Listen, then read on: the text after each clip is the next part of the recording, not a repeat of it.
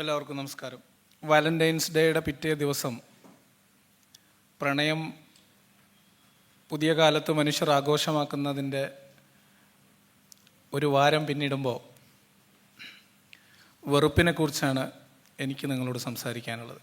ഇവിടെ ഇൻട്രൊഡക്ഷനിൽ പറഞ്ഞതുപോലെ ചാനൽ കൂട്ടാക്രമത്തിൻ്റെ ഭാഗമായിട്ട് പൂട്ടപ്പെട്ടെങ്കിലും ഞാൻ എൻ്റെ പേരിനെ ഒപ്പം ചേർത്ത് വിളിക്കുന്ന ടാഗ് ലൈൻ മുർത്തദ് എന്നാണ്.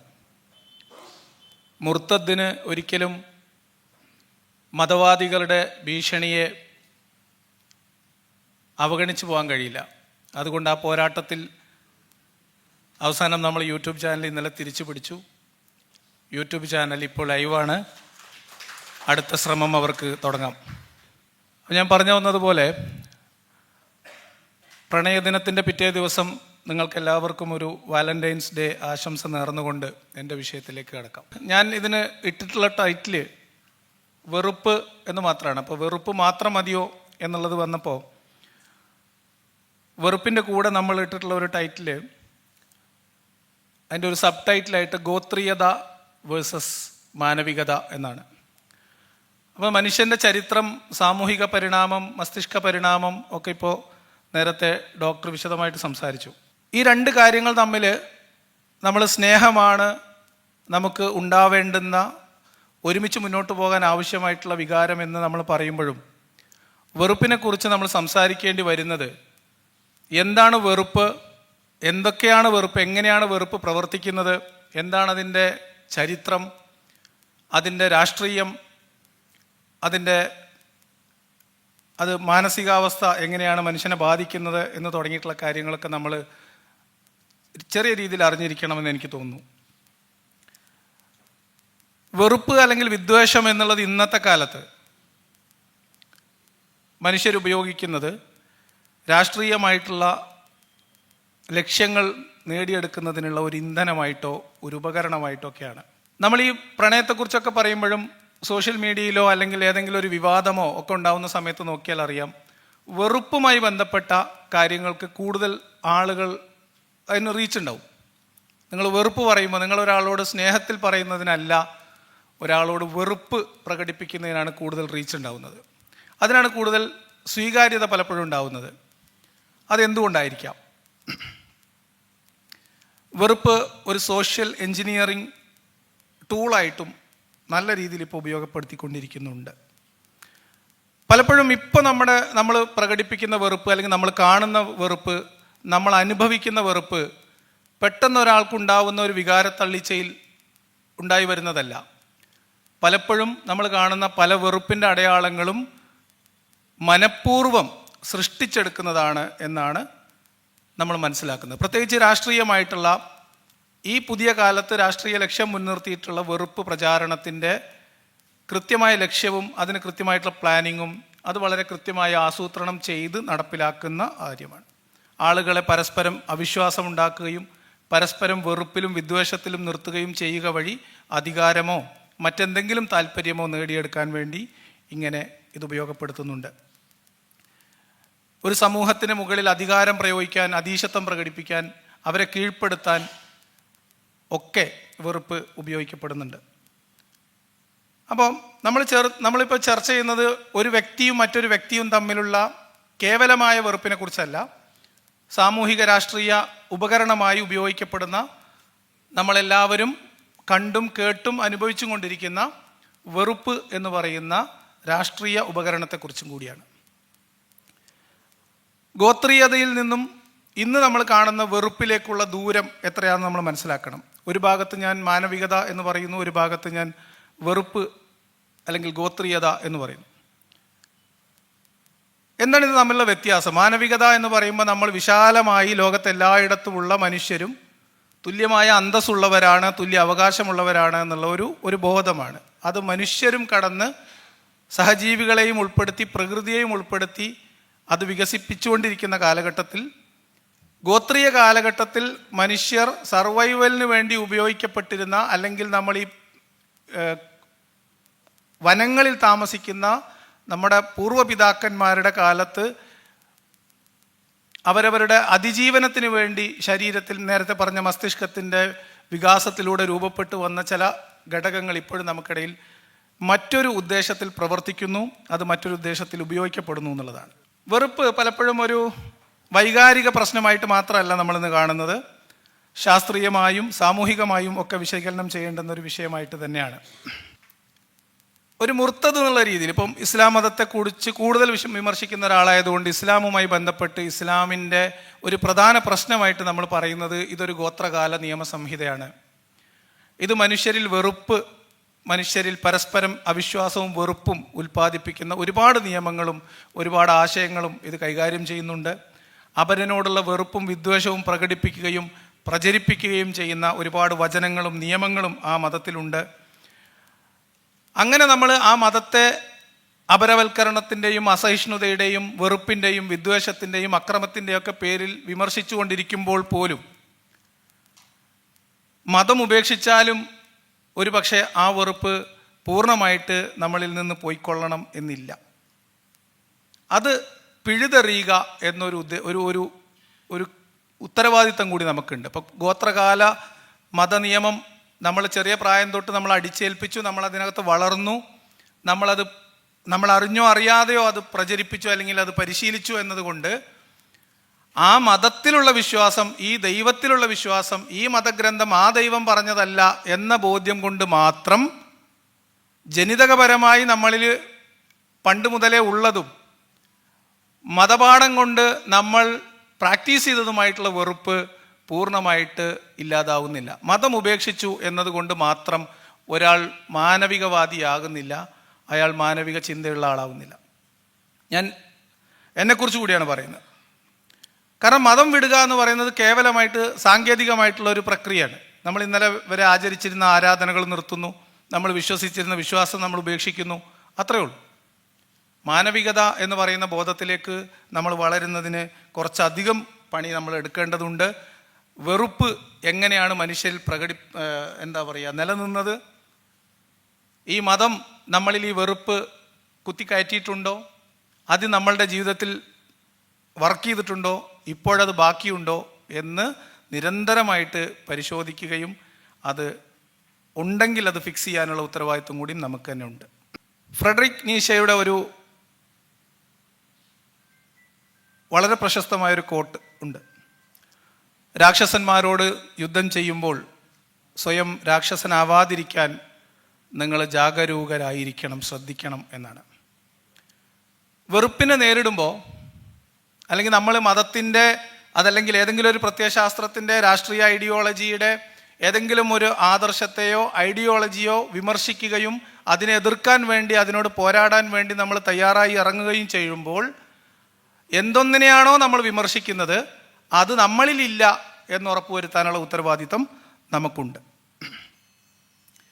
അപ്പം നമ്മൾ ഒരു മുർത്തദ് എന്ന രീതിയിൽ, ഞാൻ ഇസ്ലാം മത വിമർശകൻ എന്ന രീതിയിലും ഇസ്ലാമിൻ്റെ മതനിയമം അനുസരിച്ച് കൊല്ലപ്പെടേണ്ടവനാണ് എന്ന ഗോത്ര നിയമം എന്നെക്കുറിച്ചുകൂടി നിലനിൽക്കുന്ന ഒരു കാലത്തും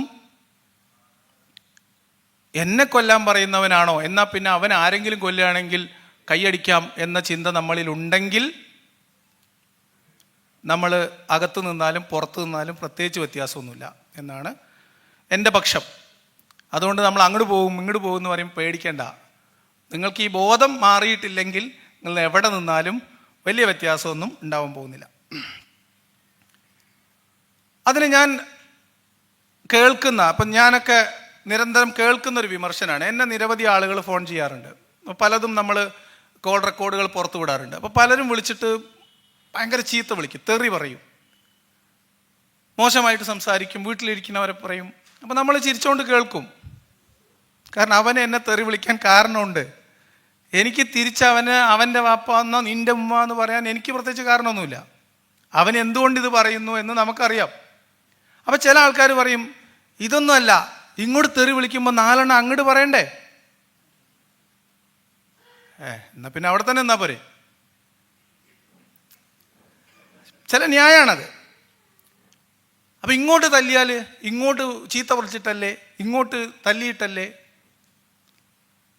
ഇത് നമ്മുടെ ഉള്ളിൽ ഇപ്പോഴും നമ്മൾ എന്തിനെയാണോ വിമർശിക്കുന്നത് ആ ഗോത്രചിന്ത അവശേഷിക്കുന്നുണ്ട് എന്നതിൻ്റെ തെളിവായിട്ടാണ് ഞാൻ മനസ്സിലാക്കുന്നത്. വെറുപ്പ് വിൽക്കുന്ന അല്ലെങ്കിൽ വെറുപ്പ് പ്രചരിപ്പിക്കുന്നു, മനുഷ്യരിൽ വിഭാഗീയത ഉണ്ടാക്കുന്നു എന്ന് നമ്മൾ ഒരു മതവിഭാഗത്തെയോ ഒരു ജനവിഭാഗത്തെയോ ഒരു രാഷ്ട്രീയ പാർട്ടിയോ ആക്ഷേപിക്കാൻ വേണ്ടി നമ്മൾ ഇപ്പുറത്ത് അതിനേക്കാളും വലിയൊരു വെറുപ്പിൻ്റെ കട തുടങ്ങിയാൽ എങ്ങനെ ഉണ്ടാവും? അത് എത്രത്തോളം ശരിയാണ്? ചില പ്രോഗ്രസീവ് ചിന്തകർ പറയുന്ന കേട്ടിട്ടുണ്ട്, അവൻ എന്നെ ഉമ്മാനെ വിളിച്ചു, അപ്പം ഞാൻ അവൻ്റെ ഉമ്മാനെയും വിളിച്ചു. അവൻ എന്നെ അമ്മയ്ക്ക് വിളിച്ചു, ഞാൻ അവൻ്റെ അമ്മയ്ക്കും വിളിച്ചു. അതിനിപ്പോൾ എന്താ കുഴപ്പം? എന്നെ തെറി വിളിച്ചുകൊണ്ടാണ് ഞാൻ തെറി വിളിച്ചതെന്ന് ന്യായീകരണം പറയുന്ന ചില താത്താമാരും കാക്കാമാരും ഉണ്ട്. ഞാൻ കണ്ടിട്ടുണ്ട്. എന്നെയും കുറേ ആൾക്കാർ ആ കൂട്ടത്തിൽ തെറി വിളിച്ചിട്ടുണ്ട്. അവരോട് നമുക്ക് പുഞ്ചിരി മാത്രമേ കൊടുക്കാറുള്ളൂ. പ്രായോഗികമായിട്ട് ഇപ്പം വെറുപ്പിനെ വെറുപ്പ് കൊണ്ട് നേരിട്ടാൽ, അസഹിഷ്ണുതയെ അസഹിഷ്ണുത കൊണ്ട് നേരിട്ടാൽ സംഭവിക്കുന്നത്, ഇവിടെ രണ്ടിടത്തും യുക്തിബോധം വർക്ക് ചെയ്യുന്നില്ല. രണ്ടിടത്തും വർക്ക് ചെയ്യുന്നത് ഒരർത്ഥത്തിൽ അല്ലെങ്കിൽ മറ്റൊരർത്ഥത്തിൽ വെറുപ്പും വിദ്വേഷവും തന്നെയാണ്. ഇത് വാസ്തവത്തിൽ വെറുപ്പുകൾ തമ്മിലുള്ള മത്സരമായിട്ടോ തെറി വിളിക്കുന്നതിലുള്ള ഒരു മത്സരമായിട്ടോ, ആക്ഷേപിക്കാൻ കഴിയുന്നത് ആർക്കാണ് കൂടുതൽ നന്നായിട്ട് ആക്ഷേപിക്കാൻ കഴിയുക, ആർക്കാണ് ഏറ്റവും നന്നായിട്ട് തന്തക്ക് വിളിക്കാൻ കഴിയുക എന്ന മത്സരമായിട്ട് മാത്രം അത് അവശേഷിക്കും.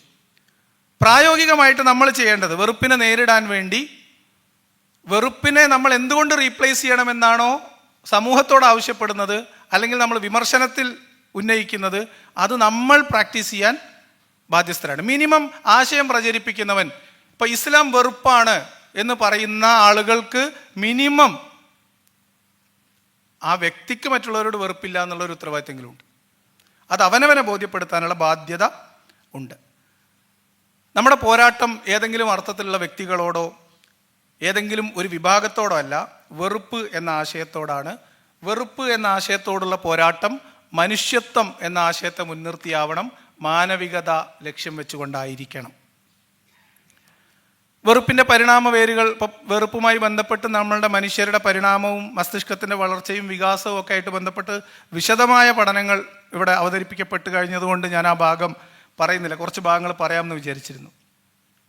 എങ്കിലും വെറുപ്പ്, വിദ്വേഷം, ഭയം എന്നിത്യാദി കുറേ വികാരങ്ങൾ മനുഷ്യനെ അവൻ്റെ ആദിമ കാലഘട്ടത്തിൽ അവൻ്റെ സർവൈവലിന് വേണ്ടി സഹായിച്ചിട്ടുള്ള കാര്യങ്ങളാണ്.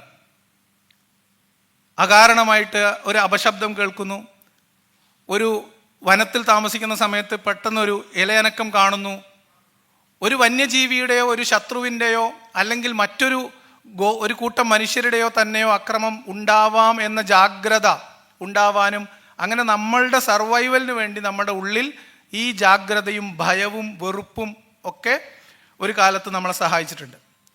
പിന്നെ നമ്മൾ പറയുന്ന ഗോത്രീയത, മനുഷ്യരുടെ ഈ സാമൂഹിക പരിണാമത്തിൻ്റെ ഘട്ടത്തിൽ നിന്ന് ഒറ്റയ്ക്കു നടന്നിരുന്ന മനുഷ്യർ ചെറിയ കൂട്ടങ്ങളാവുന്നു, പിന്നെ ചെറിയ ഗോത്രങ്ങളായി ജീവിക്കുന്ന കാലഘട്ടത്ത് ആ ചെറിയ ഗ്രൂപ്പുകൾ അല്ലെങ്കിൽ ഗോത്രങ്ങൾ അവർക്കകത്ത് ഇൻ ഗ്രൂപ്പ് ഔട്ട് ഗ്രൂപ്പ് എന്ന് പറയുന്ന രീതിയിൽ ഈ സാധനം വർക്ക് ചെയ്തിട്ടുണ്ട്. അപ്പോൾ നമ്മുടെ ഗ്രൂപ്പിലുള്ള ആളുകളെ നമുക്കറിയാം. നമ്മളുടെ ഗ്രൂപ്പിന് പുറത്തുള്ള ആളുകൾ നമ്മുടെ ഗ്രൂപ്പിൻ്റെ പരിസരത്ത് വന്ന് നിൽക്കുമ്പോൾ അവരെക്കുറിച്ചൊരു സംശയവും ഒരു ജാഗ്രതയും ഒരു ഭയവും, അതിൽ എന്തെങ്കിലും അസ്വാഭാവികമായിട്ട് സംഭവിക്കുമ്പോൾ നമുക്ക് അവരോടുണ്ടാകുന്ന പകയും അക്രമത്വരയും, ഇതെല്ലാം മനുഷ്യനെ നമ്മുടെ പരിണാമത്തിൽ സഹായിച്ചിട്ടുള്ള ഘടകങ്ങൾ തന്നെയാണ്. അതിൽ തലച്ചോറുമായി ബന്ധപ്പെട്ട അതിൻ്റെ വികാസവും മസ്തിഷ്കത്തിൻ്റെ വികാസവും ഒക്കെ ആയിട്ട് കാര്യങ്ങൾ പറഞ്ഞു. ഒരർത്ഥത്തിൽ ഈ അറപ്പ് വെറുപ്പ് എന്നതൊക്കെ മനുഷ്യൻ്റെ പരിണാമ ദശയിൽ നമുക്ക് ആവശ്യമായി വന്നിരുന്ന കാര്യം തന്നെയാണ്. എന്നാൽ ഇന്ന് അത് നമ്മളുടെ ഇടയിൽ മതങ്ങൾ തമ്മിലുള്ള, ഗ്രൂപ്പുകൾ തമ്മിലുള്ള, സംഘങ്ങൾ തമ്മിലുള്ള, സംഘടനകൾ തമ്മിലുള്ള, ഒരു മതത്തിനകത്ത് തന്നെയുള്ള വ്യത്യസ്ത സംഘടനകൾ തമ്മിലുള്ള വൈര്യത്തിനും അങ്ങോട്ടും ഇങ്ങോട്ടുള്ള മത്സരത്തിനൊക്കെ ഇതേ രീതിശാസ്ത്രം പിന്തുടരുന്ന ആളുകളുണ്ട്. ഉദാഹരണത്തിന് ഏറ്റവും ലളിതമായിട്ടുള്ള ഉദാഹരണം, ഈ ഫുട്ബോൾ ആരാധകരായിട്ടുള്ള രണ്ട് ക്ലബിൻ്റെ ആളുകൾ ഒരുമിച്ച് കണ്ടാൽ അടി കൂടാൻ സാധ്യതയുണ്ട്. ഭയങ്കര വാശിയുള്ള ഒരു ഫുട്ബോൾ മത്സരം ഒരു ഗ്യാലറിയിൽ നടക്കുമ്പോൾ പല സെവൻസ് ഫുട്ബോൾ മത്സരങ്ങളുടെ ഗ്യാലറികളിലും അവസാനം ഫൈനലിന് അടി നടക്കാറുണ്ട്, ഇല്ലേ? നാട്ടുമ്പുറത്തൊക്കെ അത് സാധാരണമാണ്. രാഷ്ട്രീയ പാർട്ടികളുടെ രണ്ട് സന്തോഷ പ്രകടനം രണ്ട് സൈഡിൽ കൂടി പോയാൽ ഇവർ തമ്മിൽ കണ്ട അടിയായിരിക്കും. ഇതൊക്കെ പ്രവർത്തിക്കുന്നത് ഈ ഗോത്രബോധമാണ്. നമ്മൾ ഗ്രൂപ്പിനെ ഇൻ ഗ്രൂപ്പ് ഔട്ട് ഗ്രൂപ്പ് എന്ന് പറയുന്ന ഈ ഒരു മൈൻഡ് സെറ്റാണ് ഇപ്പോഴും ഇതൊക്കെ ഈ ജാതി മത സംഘർഷങ്ങളും മതങ്ങളിലകത്തുള്ള ഉപവിഭാഗങ്ങൾ തമ്മിലുള്ള പ്രശ്നങ്ങളും ദേശീയത പറഞ്ഞിട്ടുള്ളതും ഇതെല്ലാം നമ്മുടെ പഴയ ഒരു അതിജീവനത്തിൻ്റെ സോഫ്റ്റ്വെയർ ഇന്നും പ്രവർത്തിക്കുന്നു. അത് നമുക്കിന്ന് ആവശ്യമുണ്ടോ ഇല്ലേ? ഇപ്പോൾ പല ആൾക്കാരും പറഞ്ഞു വെറുപ്പ് എന്ന് പറയുന്നത് മനുഷ്യന് സഹജമായിട്ടുള്ളതാണ്, അത് ആവശ്യമുള്ളതാണ്, അതില്ലാതാക്കാൻ കഴിയില്ല. വെറുപ്പ് ആവശ്യമില്ല എന്ന് ഞാൻ പറഞ്ഞ പോസ്റ്റിന് താഴെ പല ആൾക്കാരും വന്ന് പറഞ്ഞിട്ടുണ്ട് വെറുപ്പ് ഉണ്ടാവും, വെറുക്കാതിരിക്കാൻ കഴിയില്ല, വെറുപ്പ് അത്യാവശ്യമാണ്. ഞാൻ അതിനെ മനസ്സിലാക്കുന്നത് എങ്ങനെയാണെന്നാണ് ഞാൻ നിങ്ങളുടെ മുമ്പിൽ ഇന്ന് അവതരിപ്പിക്കുന്നത്. വെറുപ്പ് ആധുനിക കാലത്ത് ആവശ്യമില്ലാത്ത ഒരു വികാരമാണ്, പരിണാമത്തിൻ്റെ അവശിഷ്ടമാണ്. നമ്മുടെ വയറിനകത്തുള്ള അപ്പൻഡിക്സ് പോലെ നമുക്കിപ്പോൾ ഒരു ഉപകാരമില്ലാത്ത, അതൊരവയവമാണെങ്കിൽ ഇത് ഒരു വികാരമാണ്, ഇത് തീരെ ആവശ്യമില്ലാത്തതാണ്. ആധുനികതയിലെ മിസ്ഫയർ എന്നാണ് ഞാൻ അതിനെ വിളിക്കാൻ ഉദ്ദേശിക്കുന്നത്. കാട്ടിൽ നമ്മളീ പറഞ്ഞ ഈ പുരാതന കാലത്ത് നമ്മളെ അതിജീവനത്തിന് സഹായിച്ച അതേ വികാരം, ആ വികാരം നമ്മളുടെ ഉള്ളിലുണ്ട്. ഇപ്പം നമുക്ക് മൃഗങ്ങളോടൊന്നും കടിപിടി കൂടാൻ സമയമില്ല, നമ്മൾ അങ്ങനെ പേടിക്കുന്നില്ല. കാരണം നമ്മളെല്ലാം സുരക്ഷിതമായിട്ടുള്ള ജീവിതം നയിക്കുന്നവരാണ്. അപ്പം നമ്മൾ ഈ വികാരം എന്ത് ചെയ്യും? നമ്മുടെ ഉള്ളിൽ ഈ ഭയവും വെറുപ്പും ഈ പകയും പ്രതികാരമൊക്കെ ഉണ്ടല്ലോ. കാട്ടിൽ ജീവിച്ച കാലത്ത് മുതൽ നമ്മളിൽ കൈമാറി വന്ന ഈ വികാരങ്ങൾ നമ്മൾ എന്ത് ചെയ്യണം? അപ്പം നമ്മൾ അയൽവക്കക്കാരനോട് കാണിക്കും, അപ്പുറത്തെ വീട്ടുകാരനോട് അല്ലെങ്കിൽ അപ്പുറത്തെ കുടുംബക്കാരോട് കാണിക്കും. സ്കൂൾ കുട്ടികൾ എന്താ ചെയ്യുക? അപ്പുറത്തെ സ്കൂളിൽ പോയി അടി ഉണ്ടാക്കും, അല്ലേ? ഇത് ഇപ്പോഴും നമ്മളെ ചുറ്റുമുള്ള മനുഷ്യരിൽ ഇത് പ്രകടിപ്പിച്ചുകൊണ്ടിരിക്കുന്നു എന്നുള്ളതാണ്. അതുകൊണ്ടാണ് ഞാനിതിനെ ഒരു പരിണാമപരമായിട്ടുള്ള മിസ്ഫയർ ആയിട്ട് പറയുന്നത്. അപ്പൻഡിക്സ് ഞാൻ പറഞ്ഞത് ഒരു ഉദാഹരണമായിട്ട് നിങ്ങൾക്ക് എടുക്കാം. പണ്ട് കാലത്ത് ഈ പച്ചയ്ക്ക് ഭക്ഷണം കഴിച്ചിരുന്ന ആളുകൾക്ക് നാരുകൾ അടങ്ങിയിരുന്ന ഭക്ഷണം ദഹിപ്പിക്കാൻ വേണ്ടിയിട്ട് അത് ആവശ്യമുണ്ടായിരുന്നു, അത് വലിയ വലിപ്പം ഉണ്ടായിരുന്നു എന്നൊക്കെയാണ് ഞാൻ മനസ്സിലാക്കുന്നത്. ഞാൻ ഒരു ശാസ്ത്രീയമായിട്ടുള്ള പഠനം അധികം നടത്തിയിട്ടുള്ള ആളല്ല. പക്ഷെ ഇന്ന് നമുക്കത് ഇൻഫെക്ഷൻ ഉണ്ടാക്കാനും സർജറിക്കുള്ള കാരണമാകാനും വേണ്ടി മാത്രമേ അപ്പൻഡിക്സ് ഉപയോഗപ്പെടുന്നുള്ളൂ എന്നുള്ളതാണ്. ഇതുപോലെ തന്നെയാണ് നമ്മൾ ഗോത്രകാല ചിന്തകളിൽ നിന്ന് മാറി സിവിലൈസ്ഡ് ആയിട്ടുള്ള ഒരു സൊസൈറ്റിയിലേക്ക് വരുമ്പോൾ ഒരു ഗ്ലോബൽ വില്ലേജ് ആയിട്ട് നമ്മൾ മനുഷ്യർ ജീവിക്കുന്ന കാലത്ത്, നമ്മൾ കാട്ടിൽ ജീവിക്കുന്ന സമയത്തോ അത് കഴിഞ്ഞിട്ട് ചെറിയ ഗോത്രങ്ങളായി ജീവിച്ച സമയത്തോ നമുക്കുണ്ടായിരുന്ന ഈ ഒരു വികാരം ഇന്ന് ആവശ്യമില്ലാത്തതാണ്, അനാവശ്യമാണ്. നമ്മുടെ പുതിയ കാലത്ത് നമ്മൾ അതിജീവനത്തിന് വേണ്ടി നമ്മളെ സഹായിക്കേണ്ടത് യുക്തിബോധമാണ്, ശാസ്ത്രീയമായിട്ടുള്ള മനോവൃത്തിയാണ്. നമ്മുടെ ഉള്ളിലുണ്ടാവുന്ന, ഇപ്പം ഇത് പറയുന്ന ആളുകളോട് ഞാൻ ചോദിക്കും, നമ്മൾ പണ്ട് മനുഷ്യർ ബാത്റൂം ഉണ്ടാക്കിയൊന്നും അല്ലല്ലോ മൂത്രമൊഴിച്ചിരുന്നത്, അല്ലേ? ടോയ്ലറ്റ് പോയിരുന്നത്. അപ്പം നമ്മളുടെ വികാരങ്ങളെ പ്രോസസ്സ് ചെയ്യുകയും നിയന്ത്രിക്കേണ്ടതിനെ നിയന്ത്രിക്കാനും പഠിച്ചിട്ടുണ്ട്. ആ കാര്യം വെറുപ്പിൻ്റെ കാര്യത്തിലും ബാധകമാണ്. വെറുപ്പ് മറ്റെന്തിനേയും പോലെ നമുക്കിപ്പോൾ ആവശ്യമുള്ള വികാരമേ അല്ല. കാരണം വെറുപ്പ്, വിദ്വേഷം ഇത് ഒരാളിൽ പ്രവർത്തിച്ചു തുടങ്ങുമ്പോൾ അയാളുടെ യുക്തിചിന്ത മരവിച്ചിരിക്കും. ഒരാൾക്ക് ഭയം വന്നു, ഒരു വെപ്രാളത്തിലാണ് അല്ലെങ്കിൽ ഒരു ബേജാറിലായി, പെട്ടെന്നൊരു റെസിസ്റ്റൻസ് മോഡിലേക്ക് വരുന്ന സമയത്ത് നമ്മളപ്പം യുക്തിപരമായിട്ടൊന്നുമല്ല കാര്യങ്ങൾ അനലൈസ് ചെയ്യുന്നത്. അപ്പം അത് എല്ലാ കാലത്തും എല്ലാ മനുഷ്യർക്കും പ്രശ്നം തന്നെയാണ്. സോഷ്യൽ മീഡിയയിലൊക്കെ ഇപ്പോഴും ഈ എന്താ പറയുക, സൈബർ ലിഞ്ചിങ്ങാ, അങ്ങനത്തെ പരിപാടിയൊക്കെ നടക്കുന്നുണ്ട്.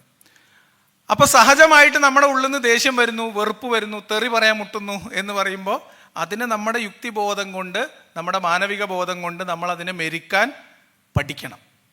അങ്ങനെ മെരുക്കിയിട്ട് നമ്മുടെ വായിൽ നിന്ന് പുറത്തു പോകുന്നത്, നമ്മുടെ ചിന്തയിലൂടെ പ്രസരിപ്പിക്കപ്പെടുന്നത് എന്താണ് എന്ന കാര്യത്തിൽ നമുക്ക് ഒരു നിയന്ത്രണം ആവശ്യമുണ്ട്. അതാണ് പ്രൈമേറ്റുകളിൽ നിന്ന് അല്ലെങ്കിൽ ആദിമകാലത്തെ മനുഷ്യരിൽ നിന്ന് നമ്മളെ വ്യത്യസ്തരാക്കുന്നത്. നമുക്ക് തോന്നുമ്പോൾ ദേഷ്യം വരുമ്പം അപ്പുറത്തന്നെ മോന്തക്കടിക്കുക, ഇപ്പുറത്തെ വീട്ടിലേക്ക് കല്ലെടുത്തെറിയുക, ഇതൊന്നും മനുഷ്യർ ചെയ്യുന്നില്ല. അതിനെ നമ്മൾ നിയന്ത്രിക്കുന്നത് പോലെ തന്നെ അതിനെ ഘട്ടം ഘട്ടമായിട്ട് നമ്മളിത് അൺലേൺ ചെയ്ത് കളയേണ്ട ഒരു സാധനമാണ് തിരിച്ചറിഞ്ഞ് ഇല്ലാതാക്കേണ്ട സാധനമാണ്. അപ്പോൾ ചോദിക്കും, നമുക്ക് ഇഷ്ടപ്പെടാത്ത കാര്യങ്ങൾ കാണൂലേ, അപ്പം നമുക്ക് വെറുപ്പ് വരില്ലേ? ഇപ്പോൾ ഒരാൾ ഒരു കുട്ടീനെ എങ്ങനെ നിന്ന് വെറുതെ തല്ലുന്നു, നമുക്ക് വെറുപ്പ് വരുമോ? ദേഷ്യം വരുമോ? ഒരാൾ നമ്മളെ മുഖത്ത് നോക്കി നുണ പറയുന്നു, എനിക്ക് ദേഷ്യം വരും. ഇതിനെ രണ്ടായിട്ട് മനസ്സിലാക്കണം എന്നാണ് എൻ്റെ പക്ഷം. നമുക്കിഷ്ടപ്പെടാത്ത കാര്യങ്ങളോട്, ഇഷ്ടമില്ലാത്ത കാര്യങ്ങൾ ചെയ്യുന്നവരോട്, തെറ്റായ കാര്യങ്ങൾ ചെയ്യുന്നവരോട് നമുക്കുണ്ടാവേണ്ടത് വെറുപ്പല്ല, അത് രോഷപ്രകടനമാണ്, അല്ലെങ്കിൽ ഒരു ആത്മരോഷം എന്ന് പറയുന്ന ഒരു വികാരമാണ്. ഇതും വെറുപ്പും തമ്മിൽ ചില വ്യത്യാസങ്ങളുണ്ട്. നമുക്കുണ്ടാവുന്ന ധാർമ്മിക രോഷം, ഇപ്പോൾ ഒരു അനീതി കാണിക്കപ്പെടുന്നു, ഒരാൾ അനീതിക്കിരയാകുന്നു, അനീതിക്കിരയാവുന്ന മനുഷ്യനോടുള്ള സഹാനുഭൂതിയും അനീതി കാണിക്കുന്നവനോടുള്ള ആത്മരോഷമോ അല്ലെങ്കിൽ ധാർമ്മിക രോഷമോ ആണ് നമ്മളിൽ പ്രവർത്തിക്കുന്നത്. ഇതിനെ നമ്മൾ വെറുപ്പായിട്ട് തന്നെയാണ് പലപ്പോഴും ഇപ്പോഴും പല ആളുകളും പറയുന്നത്. വ്യക്തികളോടോ ഗ്രൂപ്പുകളോടുള്ള വെറുപ്പ് നമ്മൾ പൂർണ്ണമായിട്ട് ഒഴിവാക്കണം. വെറുപ്പ് നമ്മൾ പറയുകയോ പ്രചരിപ്പിക്കുകയോ പ്രസരിപ്പിക്കുകയോ നമ്മുടെ ചിന്തയിൽ വെറുപ്പ് വരുന്നില്ല എന്ന് നമ്മൾ തീർച്ചപ്പെടുത്തേണ്ടതുണ്ട് എന്നാണ് എൻ്റെ പക്ഷം. അനീതി, ക്രൂരകൃത്യങ്ങൾ, അക്രമം ഇതൊക്കെ കാണുമ്പോൾ നമുക്ക് ആത്മരോഷം ഉണ്ടാവണം, ധാർമ്മിക രോഷം ഉണ്ടാവണം. അതിനെതിരെ നമ്മൾ യുക്തമായ നിയമപരമായ നടപടികളിലേക്ക് കടക്കാൻ യുക്തിഭദ്രമായ മാർഗങ്ങൾ സ്വീകരിക്കണം. ഇത് രണ്ടും, ഈ വെറുപ്പും നമുക്കുണ്ടാവുന്ന ആത്മരോഷവും രണ്ട് കാര്യങ്ങളാണ്. ഇത് രണ്ടും തമ്മിൽ വ്യത്യാസമുണ്ട്, ലക്ഷ്യങ്ങളിൽ തന്നെ വ്യത്യാസമുണ്ട്. വെറുപ്പ് എന്ന് പറയുന്നത് ഒരു വ്യക്തിയെ അല്ലെങ്കിൽ ഒരു സമൂഹത്തെ, ഒരു ജനവിഭാഗത്തിനെതിരെ ഉള്ളതാണ്. അതൊരു നശീകരണത്വരയായിട്ടാണ് മാറുക. ഒരാളുടെ വിശ്വാസമോ ജാതിയോ മതമോ രാഷ്ട്രീയമോ കാരണമോ അവനെ കാണുമ്പോൾ കല്ലെടുത്തെറിയണം എന്ന് തോന്നുന്നത്, അവന് വേറെ ആരെങ്കിലും തല്ലുമ്പോൾ സന്തോഷം തോന്നുന്നത്, നമ്മൾക്ക് ഇഷ്ടമില്ലാത്ത ഒരു വിഭാഗത്തിൻ്റെ വീട്ടിൽ ഒരാൾ അക്രമം പ്രവർത്തിക്കുമ്പോൾ നന്നായി എനിക്ക് അതന്നെ വേണം എന്ന് ചിന്ത വരുന്നത്, ഇതൊക്കെ വെറുപ്പാണ്. ഒരു മനുഷ്യനോടുള്ള, ഒരു കൂട്ട മനുഷ്യരോടുള്ള വെറുപ്പ് അതൊരു നശീകരണത്വരയാണ്, അത് തെറ്റാണ്. നമുക്കുണ്ടാവുന്ന രോഷപ്രകടനം നമ്മൾ ആ ഒരു പ്രവൃത്തിയോടുള്ള അമർഷമാണ്, ആ അനീതിയോടുള്ള അമർഷമാണ്. ആ അനീതി തടയപ്പെടണം, അത് പരിഹരിക്കപ്പെടണം, ഈ അനീതി ചെയ്യുന്നവൻ പരിഷ്കരിക്കപ്പെടണം എന്നതാണ് മാനവിക ചിന്ത. അല്ലാതെ ഒരാൾ കല്ലെടുത്തെറിയുന്നു, എന്നാൽ പിന്നെ അവനെ കൈ അങ്ങ് വെട്ടിക്കളയാം എന്നുള്ളതല്ല. ഇത് തമ്മിലുള്ള വ്യത്യാസം മനസ്സിലാക്കുക എന്നത് വളരെ പ്രധാനമായിട്ടുള്ള കാര്യമാണ്. ഇപ്പോൾ ഒരാളൊരു കുട്ടിയെ തല്ലുന്നു, നമ്മൾ വഴി കൂടി പോകുന്നു, ഒരാൾ നിന്നൊരു കുട്ടിയെ തല്ലുന്നു. നമ്മൾ ഈ മനുഷ്യനെ അങ്ങോട്ട് നശിപ്പിക്കണം എന്നാണോ തീരുമാനിക്കുക, അതോ ഈ കുട്ടിയെ ഈ തല്ലിൽ നിന്ന് രക്ഷപ്പെടുത്തണം, ഈ ചങ്ങാതി ഇനി വേറെ ആരെയും അപ്പുറത്തെ കുട്ടീനെ പോയി തല്ലാതിരിക്കാനുള്ള നടപടി സ്വീകരിക്കണം? ഇത് തമ്മിലുള്ള വ്യത്യാസമേ ഉള്ളൂ. ഇത് വളരെ ലളിതമായിട്ടുള്ള കാര്യമാണ്, പക്ഷേ ഇത് തമ്മിലുള്ള ഒരു അതിർവരമ്പ് വളരെ നേർത്തതാണ്. വെറുപ്പ് എപ്പോഴും കൂടുതൽ പ്രശ്നങ്ങളിലേക്ക്, കോംപ്ലിക്കേഷൻസിലേക്കാണ് മനുഷ്യരെ നയിക്കുന്നതെങ്കിൽ ധാർമ്മിക രോഷം സാമൂഹികമായിട്ടുള്ള തിരുത്തലിലേക്കും നവീകരണത്തിലേക്കുമാണ് മനുഷ്യരെ നയിക്കുക. അപ്പോൾ ആരെങ്കിലും അക്രമം പ്രവർത്തിക്കുമ്പോൾ മിണ്ടാതിരിക്കലല്ല, അതല്ല ക്ഷമ. അതിനെ വെറുപ്പായിട്ടല്ല, അതിൽ നമുക്ക് രോഷം ഉണ്ടാവണം, ധാർമ്മിക രോഷം ഉണ്ടാവണം. അത് പരിഹരിക്കാനുള്ള ഇടപെടലുകൾ നമ്മൾ ആത്മാർത്ഥമായിട്ടും സധൈര്യവും ചെയ്യേണ്ടതുണ്ട്. എന്ന് പറഞ്ഞാൽ ആശയങ്ങളോട്, പ്രശ്നങ്ങളോട് നമ്മൾ പോരടിക്കുകയും മനുഷ്യരോട് നമ്മൾ സഹാനുഭൂതി കാണിക്കുകയും വേണം എന്ന് സാരം. ഇനി ചില വെറുപ്പുകൾ വിശുദ്ധമാണ്. ഞാനൊരു മുർത്തദ്ദായിട്ട് 2 ഖുർആൻ വചനം പറയാതെ പോയാൽ ശരിയാവില്ല. വെറുപ്പ്, വിശുദ്ധമായ ചില വെറുപ്പുകളുണ്ട്. നമ്മുടെ നാട്ടിലൊക്കെ ഉണ്ട്, ലോകത്തെ പല ഭാഗത്തും ചില വെറുപ്പുകൾ വിശുദ്ധമായ വെറുപ്പായിട്ടാണ് പരിഗണിക്കപ്പെടുന്നത്. ഇസ്ലാമുമായി ബന്ധപ്പെട്ട് ഞാനൊക്കെ അനുഭവിക്കുന്ന വെറുപ്പിനെ കുറിച്ച് തന്നെ പറയാം. മതപരമായ ഒരു കാര്യം, ഏറ്റവും വലിയ മതം എന്ന് അവർ തന്നെ മേനി നടിക്കുന്ന മതമായതുകൊണ്ടും നമ്മൾ പിന്നെ ആ കുടുംബത്തിൽ നിന്ന്, ആ തറവാട്ടിൽ നിന്ന് പുറത്തു വന്ന ആളായതുകൊണ്ടും ഞാൻ അനുഭവിക്കുന്നത് കൊണ്ടും ഞാൻ അതിൽ തന്നെ ഊന്നാം. എല്ലാ മതങ്ങൾക്കും കുറഞ്ഞും ഏറിയും കുറഞ്ഞും ഇതിൻ്റെ വകഭേദങ്ങൾ ഉണ്ടാവും എന്ന് മനസ്സിലാക്കാം. അപ്പോൾ അതത് മതക്കാർ അതത് മതത്തിൽ, നമ്മുടെ മതത്തിൽ അതുണ്ടോ എന്ന് ആലോചിച്ചാൽ മതി. പ്രമാണങ്ങളിൽ തന്നെ വെറുപ്പാണ്, അതാണ് വിശുദ്ധമായ വെറുപ്പ്, ഡിവൈൻ ഹേറ്റ്രഡ്. ഖുർആനിലും ഹദീസിലും നേരിട്ടുള്ള പരാമർശങ്ങളുണ്ട്. മനുഷ്യരെ വെറുക്കാൻ പ്രേരിപ്പിക്കുന്ന, സഹാനുഭൂതിയിൽ നിന്ന് ഒരു ജനതയെ അല്ലെങ്കിൽ ഒരു വിഭാഗത്തെ മതപരമായ കാരണങ്ങൾ ചൂണ്ടിക്കാണിച്ചുകൊണ്ട് മാറ്റി നിർത്താൻ പ്രേരിപ്പിക്കുന്ന വചനങ്ങളുണ്ട്. ഖുർആനിൽ മാത്രമല്ല ഹദീസിലുണ്ട്. ഇസ്ലാമിൻ്റെ രാഷ്ട്രീയ സാമൂഹ്യ നിയമങ്ങളിലുണ്ട്. ഇവർ വലിയ നന്മയായിട്ട് കൊണ്ടു നടക്കുന്ന ഒരു സാധനമാണ് സക്കാത്ത്. സക്കാത്ത് ഒരു സാമൂഹികമായിട്ടുള്ള സാമ്പത്തികമായിട്ടുള്ള ഒരു ഒരു ഒരു ഒരു സാമൂഹ്യ പ്രവർത്തനം എന്ന രീതിയിലാണ്. ഇപ്പം ധനവാന്മാരായിട്ടുള്ള ആളുകൾ 2.5% ദരിദ്രരായ ആളുകൾക്ക് കൊടുക്കണം എന്ന നിയമം. അവിടെ പോലും മതത്തിൽ കൃത്യമായ ഫിൽട്ടർ ഉണ്ട്. ആ സക്കാത്ത് കൊടുക്കൽ ബാധ്യതയായി നിശ്ചയിക്കപ്പെട്ട ആളുകളുടെ ബാധ്യത തീരണമെങ്കിൽ ഈ 2.5% പൂർണ്ണമായും മതപരമായ വിധിവിലക്കുകൾക്ക് അധിഷ്ഠിതമായി കൊടുത്തു തീർക്കണം. അതിലേറ്റവും പ്രധാനപ്പെട്ട ഒരു മാനദണ്ഡം സക്കാത്ത് സ്വീകരിക്കുന്നവൻ മുസ്ലിം ആയിരിക്കുക എന്നുള്ളതാണ്. അമുസ്ലിമായ ആളുകൾക്ക് സക്കാത്ത് സ്വീകരിക്കാവുന്ന അപൂർവം ചില സംഭവങ്ങളുണ്ട്. ജനറലി അമുസ്ലിങ്ങൾക്ക് കൊടുക്കാൻ പാടില്ല. ഒരു കുട്ടി ജനിക്കുന്ന സമയത്ത് നമ്മുടെ ഈ ഉൽഹിയത്ത് എന്ന് പറയുന്നത് മൃഗബലിയുമായി ബന്ധപ്പെട്ട ഇറച്ചി, ഒരു മൃഗബലി പറയുന്നത് പണ്ട് കാലത്ത് വിശപ്പില്ലാതാക്കാൻ വേണ്ടി അത് ഉപയോഗിച്ചിരുന്നു. അപ്പം ബലി ഇറക്കുമ്പോൾ, പൈസ ഉള്ളവർ ബലി ഇറക്കുമ്പോൾ പാവപ്പെട്ടവർക്ക് കുറേ ഇറച്ചി തിന്നാം. പക്ഷെ ആ ഇറച്ചി മുസ്ലിമിന് മാത്രമേ കൊടുക്കാൻ പാടുള്ളൂ. ആ മുസ്ലിമിൻ്റെ വിശപ്പ് അവിടെ പ്രസക്തമല്ല. ഖുർആനിലും ഹദീസിലും ഇഷ്ടം പോലെ സ്ഥലങ്ങളിൽ അവിശ്വാസികളെ കുറിച്ച് വളരെ മോശമായിട്ടുള്ള പദപ്രയോഗങ്ങളുണ്ട്. ജന്തുക്കളിൽ വെച്ച് ഏറ്റവും മോശപ്പെട്ടവൻ കാഫിറാണെന്ന് പറയുന്നത്. ജന്തുക്കളിൽ വെച്ച് ഏറ്റവും മോശം. വേറൊരു സ്ഥലത്ത് പറയുന്ന വിഗ്രഹാരാധകർ അശുദ്ധർ തന്നെയാകുന്നു എന്നാണ്. ഖുർആൻ വചനങ്ങളാണ്. ഹദീസിലുണ്ട്. സുഹൃത്തുക്കളെ, നിങ്ങൾ ജൂത ക്രിസ്ത്യാനികളെ നിങ്ങൾ മിത്രങ്ങളാക്കി വെക്കരുത് എന്ന് പറയുന്ന ഖുർആൻ വചനമുണ്ട്.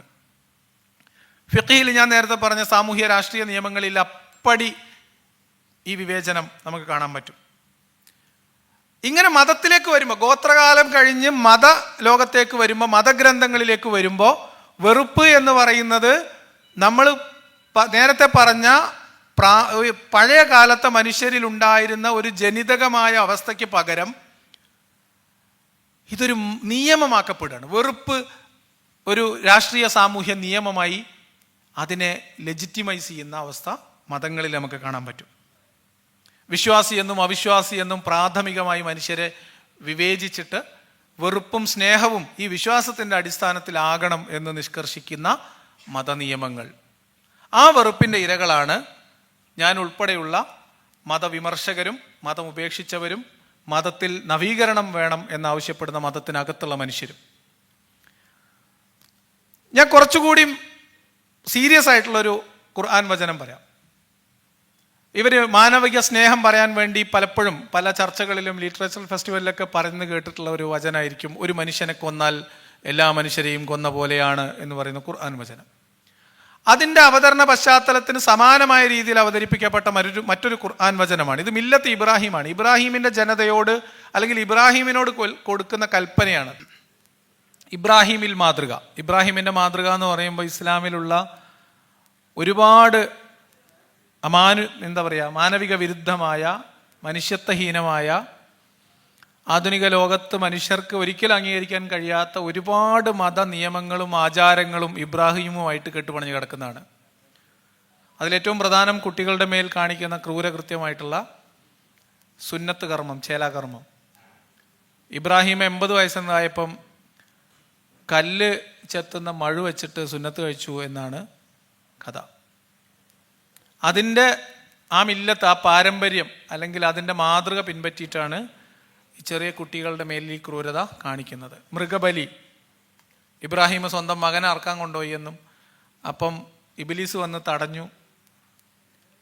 എന്നിട്ട് ആ തടസ്സങ്ങളെയൊക്കെ മറികടന്ന് ദൈവമാർഗത്തിൽ മകന് ബലിയെറുക്കാൻ ഇബ്രാഹിം മുന്നോട്ട് പോവുകയും അവസാനം ആ ഒരു ത്യാഗസന്നദ്ധതയിൽ ഇബ്രാഹിം ദൈവം പ്രീതിപ്പെടുകയും അവസാനം ആടിനെ അറുത്ത് തൃപ്തിപ്പെട്ടു ദൈവം എന്നാണ് കഥ. അതിൻ്റെ തുടർച്ചയിലാണ്, ആ മില്ലത്തിലാണ് ഇന്നും ലക്ഷക്കണക്കിന് മൃഗങ്ങൾ ഒരാവശ്യമില്ലാതെ അറുത്തുകൂട്ടപ്പെടുന്നത്.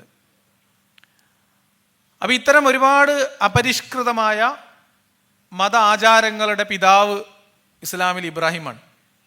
ആ ഇബ്രാഹിമിനോട് ദൈവം അല്ലെങ്കിൽ ഇബ്രാഹിം തൻ്റെ ജനതയോട് പറഞ്ഞ ഒരു പ്രഖ്യാപനത്തിൽ നിങ്ങൾക്ക് ഉത്തമമായ മാതൃകയുണ്ട് എന്ന് പറഞ്ഞിട്ട് ദൈവം പറയുന്നതായിട്ട് ഖുർആനിലുള്ള വചനം, ഇബ്രാഹിം തൻ്റെ ജനതയോട് പറയാണ്, നിങ്ങൾ അള്ളാഹുവിനെ മാത്രം ആരാധിക്കുന്ന കാലം വരെ അല്ലെങ്കിൽ അത് തുടങ്ങുന്നത് വരെ ഞങ്ങളും തമ്മിൽ നിതാന്ത ശത്രുതയിലായിരിക്കും. നിങ്ങൾ അള്ളാഹുവിൽ മാത്രം വിശ്വസിക്കുന്നത് വരെ നമ്മളും നിങ്ങളും തമ്മിൽ എന്നേക്കുമായി ശത്രുതയും വിദ്വേഷവും പ്രകടമായിരിക്കും എന്നാണ്. എന്ന് പറഞ്ഞാൽ മുസ്ലിം ആകുന്നത് വരെ മനുഷ്യരോട്, അതിന് തയ്യാറാവാത്ത മനുഷ്യരോട് ശത്രുത, വിദ്വേഷം, അത് ഇബ്രാഹിമി മാതൃകയിൽ ഒരു മുസ്ലിം അനുവർത്തിക്കണം. സുന്നത്ത് കഴിക്കുന്നത് മതപരമായിട്ട് അവർ കരുതുന്നുണ്ടെങ്കിൽ മറ്റു മനുഷ്യരോട്, ഇസ്ലാം സ്വീകരിക്കാത്ത മനുഷ്യരോടുള്ള വെറുപ്പും വിദ്വേഷവും കൂടിയും അവരുടെ മതപരമായ ബാധ്യതയാണ്. അല്ലെങ്കിൽ ഈ ഖുർആൻ വചനത്തെ നമ്മൾ തള്ളിക്കളയേണ്ടി വരും. കാരണം അത് ഇബ്രാഹിം അന്ന് ആ ജനതയോട് പറഞ്ഞു എന്നല്ല ഖുർആനിലുള്ളത്. ഇബ്രാഹിമിൽ നിങ്ങൾക്ക് ഉത്തമമായ മാതൃകയുണ്ട് എന്നാണ്. അന്ന് ഇബ്രാഹിം തൻ്റെ മാതാപിതാക്കൾക്ക് വേണ്ടി, പിതാവിന് വേണ്ടിയൊക്കെ പ്രാർത്ഥിച്ചിരുന്നു. മരണശേഷവും പ്രാർത്ഥിച്ചു എന്നാണെന്ന് തോന്നുന്നു. പക്ഷെ മുഹമ്മദിലെത്തിയപ്പം മരണപ്പെട്ടു പോയ മാതാപിതാക്കൾക്ക് വേണ്ടി പാപമോചനം എന്ന വിശ്വാസപരമായ ഒരു കർമ്മം നിർവഹിക്കാൻ വിശ്വാസികൾക്ക് അവകാശമില്ല. ഒരാൾ മുസ്ലിം അല്ലാതെ ഒരാളിപ്പം വാപ്പ മരണപ്പെട്ടു അല്ലെങ്കിൽ ഉമ്മ മരണപ്പെട്ടു, അവർ വിശ്വസിച്ചിരുന്നില്ല. മകൻ വിശ്വാസിയാണ്, അയാളുടെ സമാധാനത്തിന് വേണ്ടിയിട്ടെങ്കിലും പഠിച്ചോനെ എൻ്റെ ഉമ്മാനെ വാപ്പാനെ സ്വർഗത്തിലാക്കണേ, അവർക്ക് പുറത്തു കൊടുക്കണേ എന്ന് മരണശേഷം പ്രാർത്ഥിക്കാൻ പോലും ദൈവം അനുവദിക്കുന്നില്ല. അത് ഒരു ദിവസം ഒരു സഹാബിയുടെ മാതാവോ പിതാവോ മരണപ്പെട്ട വിഷമത്തിലിരിക്കുമ്പോൾ അവർ നരകത്തിലായിരിക്കും എന്ന് മുഹമ്മദ് പറഞ്ഞത് ഈ അനുയായി അറിഞ്ഞിട്ട് സ്വന്തം ഉമ്മയോ വാപ്പയോ ഒക്കെ നരകത്തിലായിരിക്കും എന്ന് പ്രവാചകൻ പറഞ്ഞ വിഷമത്തിലിരിക്കുമ്പോൾ മുഹമ്മദ് ചെന്നിട്ട് ആശ്വസിപ്പിച്ചത്, ഇജ്ജ് സമാധാനിക്ക്, എൻ്റെ വാപ്പിയും ഈ നരകത്തിലുണ്ടാവുന്നത്. അപ്പം ഇതാണ് ദിവ്യമായ വെറുപ്പ് എന്ന് പറയുന്നത്. മുർത്തദ് എന്ന ഐഡന്റിറ്റിയിൽ നിൽക്കുന്ന നമ്മൾ, അല്ലെങ്കിൽ ഇസ്ലാമിൻ്റെ ശത്രുക്കൾ എന്ന ഗണത്തിൽ അവർ എണ്ണിയിട്ട് അവർ മനുഷ്യരോട് പ്രകടിപ്പിക്കുന്ന സകല വെറുപ്പിൻ്റെയും ആധാരം, അടിയാധാരം ഈ ഖുർആൻ വചനമാണ്. ഇത് 60-ാം അധ്യായത്തിലെ 4-ാമത്തെ വചനമാണ്. ആർക്കും പരിശോധിക്കാം. അതിൻ്റെ ഒരു ഭാഗമാണ് ഞാൻ വായിച്ചത്. മുഴുവൻ വായിച്ചാലും പ്രത്യേകിച്ച് പെരുന്നാളൊന്നും ഇതിനകത്ത് വരാനില്ലാത്തതുകൊണ്ട്, സമയമില്ലാത്തതുകൊണ്ട്. ഇതിന് സമാനമായിട്ട് നിങ്ങളുടെ വീടുകളുടെ അടുത്ത് താമസിക്കുന്ന അവിശ്വാസികളോട് നിങ്ങൾ യുദ്ധം ചെയ്യണം എന്ന് പറയുന്നതിൻ്റെ അടുത്ത് പറയുന്നത് അവർ നിങ്ങളിൽ രൂക്ഷത കണ്ടെത്തണം എന്നാണ്. ഇതിനൊക്കെ വേറെ ന്യായീകരണങ്ങളൊക്കെ പറയാം. ന്യായീകരണങ്ങളായിട്ട് ആരും വരുമ്പോൾ നമുക്ക് അതിന് മറുപടി അപ്പം പറയാം. അപ്പം ഈ വചനം അനുസരിച്ച്, നേരത്തെ പറഞ്ഞ ഖുർആൻ വചനങ്ങൾ അനുസരിച്ച് സ്നേഹബന്ധം പോലും തിന്മയായി മാറും, തെറ്റായി മാറും, ഇല്ലേ? നിങ്ങൾ അള്ളാഹുവിൽ മാത്രം വിശ്വസിക്കുന്നത് വരെ ഞങ്ങളും നിങ്ങളും നിതാന്ത ശത്രുതയിലായിരിക്കുമെന്ന് ദൈവം പ്രഖ്യാപിച്ച്, മീൻസ് ഇബ്രാഹിം പ്രഖ്യാപിച്ചതിന് നിങ്ങൾക്ക് മാതൃകയുണ്ട് എന്ന് പറഞ്ഞ ആള്, നിങ്ങൾ ഏത് മതത്തിൽ വിശ്വസിച്ചാലും കുഴപ്പമില്ല, നമ്മൾ നിങ്ങളോടൊക്കെ സ്നേഹത്തിലായിരിക്കും എന്നൊരു വിശ്വാസി പറഞ്ഞാൽ അത് ദൈവനിന്ദയാവൂലേ? അത് പാപമാവില്ലേ? ആവും. അപ്പൊ സ്നേഹം കുറ്റകരമാവുന്ന അവസ്ഥ, വെറുപ്പ് ആരാധനയോ മതനിയമമോ ദൈവികമായ എന്തോ സാധനമാവുന്ന അവസ്ഥ. ഇതാണ് മതങ്ങൾ, വിശിഷ്യ ഇസ്ലാമിക ഗ്രന്ഥങ്ങൾ മുന്നോട്ട് വെക്കും. അപ്പം ഞാൻ മതം വിട്ടു എന്ന കാരണം കൊണ്ട് എന്നോട് വെറുപ്പ് പ്രകടിപ്പിക്കാൻ, എന്നെ ചീത്ത വിളിക്കാൻ, അതാണ് ഞാൻ നേരത്തെ പറഞ്ഞത്, എന്നെ തെറി വിളിക്കാൻ അവന് കാരണമുണ്ട്. കാരണം ഗ്രന്ഥത്തിലുണ്ട്. നമ്മൾ മുന്നോട്ട് വെക്കുന്ന മാനവിക ചിന്തയിൽ എന്നെ തെറി വിളിക്കുന്നു എന്നതുകൊണ്ട് അവനെ തെറി വിളിക്കാൻ എനിക്ക് പ്രത്യേകിച്ച് കാരണമില്ല. കാരണം നമ്മൾ ഈ പ്രാകൃതമായ മാനസികമായിട്ടുള്ള കാര്യങ്ങളിൽ നിന്ന് പോലും പരിഷ്കാരം ആഗ്രഹിക്കുന്നവരോ അത് പരിശീലിക്കാൻ ആഗ്രഹിക്കുന്നവരാണ്. ഇതാണ് ഇത് തമ്മിലുള്ള വ്യത്യാസം. ഒന്ന് ആലോചിച്ച് നോക്കുക. പ്രപഞ്ചം സൃഷ്ടിച്ച് പരിപാലിക്കുന്ന ദൈവം തൻ്റെ ഒരു സൃഷ്ടി വർഗത്തിൽപ്പെട്ട ഒരു വിഭാഗം മനുഷ്യരോട് പറയാണ്, മറ്റുള്ളവരോട് നിങ്ങൾ വെറുപ്പിലായിരിക്കണം. നമ്മളെന്താ പറയുന്നത്? ലോകത്തുള്ള എല്ലാ മനുഷ്യരും പരസ്പരം സ്നേഹിച്ചും സഹകരിച്ചും സഹവർത്തിത്വത്തിലും കഴിയണം. ദൈവം എവിടെ കിടക്കുന്നു? നമ്മൾ എവിടെ കിടക്കുന്നു? ഇസ്ലാമിക ലോകത്ത് വളരെ ശക്തമായിട്ട് പ്രതിപാദിക്കപ്പെട്ടിട്ടുള്ളതും സെക്കുലർ സമൂഹത്തിൽ ജീവിക്കുന്ന മുസ്ലിങ്ങൾക്ക് പറയാൻ പേടിയുള്ളതുമായിട്ടുള്ള ഒരു കാര്യമുണ്ട്. അതാണ് അൽ വല വൽ ബറാ, വലാഉം ബറാഉം എന്നാണ് അതിൻ്റെ. ഇതില് സ്നേഹം, സഹവർത്തിത്വം, സഹാനുഭൂതി അതാണ് ഒരു ഭാഗത്ത്. മറുഭാഗത്ത് മീൻസ് ലോയൽറ്റി എന്നൊക്കെ പറയുന്നത്, അതാണ് വലാ. മറ്റത് ബറാ ആണ്. ബറാ എന്ന് പറഞ്ഞാൽ ദേഷ്യം, അമർഷം, രൂക്ഷത, അകലം, അവിശ്വാസം തുടങ്ങിയുള്ള കാര്യങ്ങൾ. ഇത് വിശ്വാസത്തിൻ്റെ അടിസ്ഥാനമാണ്. ഇതിൽ പറയുന്നത് ഒരു വിശ്വാസിയുടെ ഈമാൻ പൂർത്തിയാവണമെങ്കിൽ, അയാളുടെ വിശ്വാസം സമ്പൂർണ്ണമാകണമെങ്കിൽ, ഞാൻ നേരത്തെ പറഞ്ഞ മില്ലത്ത് ഇബ്രാഹിമിൻ്റെ കൂടെ ഈ വലാവും ബറാവും കൂടിയും അയാൾക്ക് ബാധ്യതയുണ്ട്. ഈ വലാവും ബറാവും പരസ്യമായിട്ട് പ്രസംഗിച്ച ഒരു വ്യക്തി കേരളത്തിലുണ്ടായിരുന്നു. അയാളുടെ പേരാണ് ഷംസുദ്ദീൻ പാലത്തിങ്കൽ. പിന്നീട് അയാൾ തീവ്രവാദ കേസിലൊക്കെ അറസ്റ്റിലായി. നിങ്ങൾക്ക് ഓർമ്മയുണ്ടോ അറിയില്ല. ആർക്കെങ്കിലും സംശയം ഉണ്ടെങ്കിൽ ആ പേരൊന്ന് യൂട്യൂബിൽ അടിച്ചാൽ കിട്ടും. അയാൾ അവസാനം സലഫികൾ വരെ തള്ളിക്കളഞ്ഞു. ഏതാ, ഈ 1000 ആളുടെ തല അരിയുന്നത് കാരുണ്യമാണെന്ന് പറഞ്ഞ മൗലവിമാർ പോലും ഈ പറയുന്ന വലാവും ബറാവും പറഞ്ഞപ്പോൾ ഷംസുദ്ദീൻ പാലത്തിങ്ങിനെ തള്ളിപ്പറഞ്ഞു. കാരണം അത് നാട്ടുകാരോട് പറയാൻ പറ്റൂല എന്ന് ഇവർക്കറിയാം. കിതാബിലുണ്ട്, പക്ഷെ നമ്മൾ മുണ്ടൂല എന്നുള്ളതാണ്. അപ്പം എന്താണ് ഈ ഒരവസ്ഥ? മനുഷ്യർ പരസ്പരമുള്ള സ്നേഹത്തെക്കാളും ബന്ധത്തെക്കാളും വിശ്വാസത്തെക്കാളും ഒക്കെ പ്രധാനമായിട്ട് ദൈവവിശ്വാസത്തെ, അല്ലെങ്കിൽ അവർ പങ്കെടുക്കുന്ന ഒരു ഒരു പങ്കുവെക്കുന്ന ഒരു പൊതു ആശയത്തെ മുന്നോട്ട് വെക്കുക. സാമൂഹികമായിട്ടുള്ള ബഹിഷ്കരണങ്ങൾ നടക്കുന്നിടത്തൊക്കെ ഇതിൻ്റെ കാരണം. ഇപ്പോൾ ഒരാൾ മതം വിട്ടാൽ അവനെ പുറത്താക്കുന്നത്, ഒരാൾ മതം ഉപേക്ഷിച്ച് ഒരാൾക്ക് വിശ്വാസം പോയി കഴിഞ്ഞാൽ ആ കുടുംബം വേർപെടുത്തുന്നത്, കുട്ടികളെ മക്കളെയും പിരിക്കുന്നത്, ഇതൊക്കെ ഇതുമായിട്ട് ബന്ധപ്പെടുത്തിയിട്ടാണ്. എല്ലാത്തിൻ്റെ അടിയാധാരം ഇതാണ്. അതിപ്പോൾ ഇനി സ്വന്തം മകനായാലും അച്ഛനായാലും അമ്മയായാലും മകനായാലും എളാപ്പയായാലും മൂത്താപ്പയായാലും ഒന്നും വ്യത്യാസമല്ല. ഇന്നലെ വരെ നിങ്ങൾക്കൊരു കസിൻ ഉണ്ട്, നിങ്ങൾ ഒരുമിച്ചായിരുന്നു, നിങ്ങൾ എല്ലാ കാര്യത്തിലും ഒരുമിച്ചായിരുന്നു, ഫ്രണ്ടായിരിക്കും, വേറൊരു ഫ്രണ്ട് ഉണ്ട്, നിങ്ങളെല്ലാം ഒരുമിച്ച് ചെയ്തു, ആത്മമിത്രങ്ങളായിരുന്നു. ഇത് പറയില്ല, നമ്മൾ സോഡ കുടിച്ചാൽ അവൻ ഏമ്പക്കം വിടും, അങ്ങനെ കഴിഞ്ഞ നാളാണെങ്കിലും ആദ്യത്തെ ഒരാളുടെ ഈമാൻ തെറ്റിയാൽ പിന്നെ അവർ നിതാന്ത ശത്രുതയിലേക്ക് പോകണം. അതവരുടെ മതം അവരോട് കൽപ്പിക്കപ്പെട്ടിട്ടുള്ള കാര്യമാണ്. വലാവും ബറാവും, ആ വാക്ക് ഒന്ന് ശ്രദ്ധിച്ചു വെച്ചോളി. മൂല്യന്മാരെ കാണുമ്പോൾ ചോദിക്കണം, എന്താ നിങ്ങൾ വലയും പറയും പറയാത്തതെന്ന് ചോദിച്ചാൽ. അപ്പം നമ്മൾ ഇപ്പം നമ്മൾ മനുഷ്യർ, മാനവികത എന്ന് പറയുമ്പോൾ എല്ലാ മനുഷ്യരും തുല്യമായ അന്തസ്സും അവകാശങ്ങളും ഉള്ളവരാണ്. ജാതി മത വർഗ വർണ്ണ ഭാഷ ദേശ ലിംഗ വ്യത്യാസമില്ലാതെ എല്ലാവർക്കും തുല്യമായിട്ടുള്ള അവകാശത്തിന് അർഹതയുണ്ട് എന്നൊക്കെ പ്രസംഗിക്കുമ്പോൾ വലാവും ബറാവും വെച്ചിട്ട് ആദ്യം ഇത് ഫിൽട്ടർ ചെയ്യണം. ഇവന് വിശ്വാസമുണ്ടോ വിശ്വാസമില്ല എന്ന് ആദ്യം 2 ലൈനാക്കണം. ഇതാണ് ദൈവത്തിൻ്റെ മതവും മനുഷ്യരുടെ മൂല്യങ്ങളും തമ്മിലുള്ള വ്യത്യാസം. അപ്പം ഈ വലാവും ബറാവും എന്ന് പറയുന്ന ഈ വിഭജനത്തിൻ്റെ മതിൽ തകർക്കുക എന്നത് വെറുപ്പിനെതിരെയുള്ള പോരാട്ടങ്ങളിൽ ഏറ്റവും പ്രധാനമാണ്. നമ്മൾ നേരത്തെ പറഞ്ഞതൊക്കെ മനുഷ്യർ പങ്കുവെക്കുന്ന, മനുഷ്യർക്ക് തിരുത്താൻ കഴിയുന്ന വെറുപ്പാണെങ്കിൽ, ഞാനിപ്പോൾ പറഞ്ഞത് ദൈവികമായ വെറുപ്പാണ്, ദിവ്യമായ വെറുപ്പ്. അതിൻ്റെ കോട്ട പൊട്ടിക്കുക എന്ന് പറയുന്നത്, അതിൻ്റെ മതിലുകൾ തകർക്കുക എന്ന് പറയുന്നത് മുർത്തദ്ദിൻ്റെ ഉത്തരവാദിത്തമാണ് എന്നാണ്. അത് എന്തിനാന്ന് എനിക്കല്ല, 1 D പൊട്ടിച്ച് കളയാനാണെന്ന് തോന്നുന്നു. ഓക്സ്ഫോർഡ് യൂണിവേഴ്സിറ്റി മുർത്തദ് എന്നുള്ള പദട്ടപ്പോൾ 2 D അവസാനത്തിൽ ഇട്ടിട്ടുണ്ട്. അത് വരാനിരിക്കുന്ന ഒരു കൗതുകമാണ്, പിന്നെ പറയാം. ഇത് ഞാൻ ഖുറാനിൽ നിന്നും ഹദീസിൽ നിന്നാണ് പറഞ്ഞതെങ്കിൽ ഹദീസിലും മുഹമ്മദ് നബിയുടെ ചരിത്രത്തിലും ഒക്കെ ഇഷ്ടംപോലെ സംഭവങ്ങളുണ്ട്. ബദർ എന്ന് പറയുന്ന ഒരു കൊള്ളശ്രമത്തിൻ്റെ ഭാഗമായിട്ട് നടന്ന സംഘട്ടനം വിജയിച്ച്, ആ വിജയത്തിൻ്റെ ഒരു സംഘം, ഒരു ഗോത്രം വിജയിക്കുമ്പോൾ ചുറ്റുമുള്ള ഗോത്രത്തിന് നേരത്തെ പറഞ്ഞ ഭയം ഉണ്ടാവും.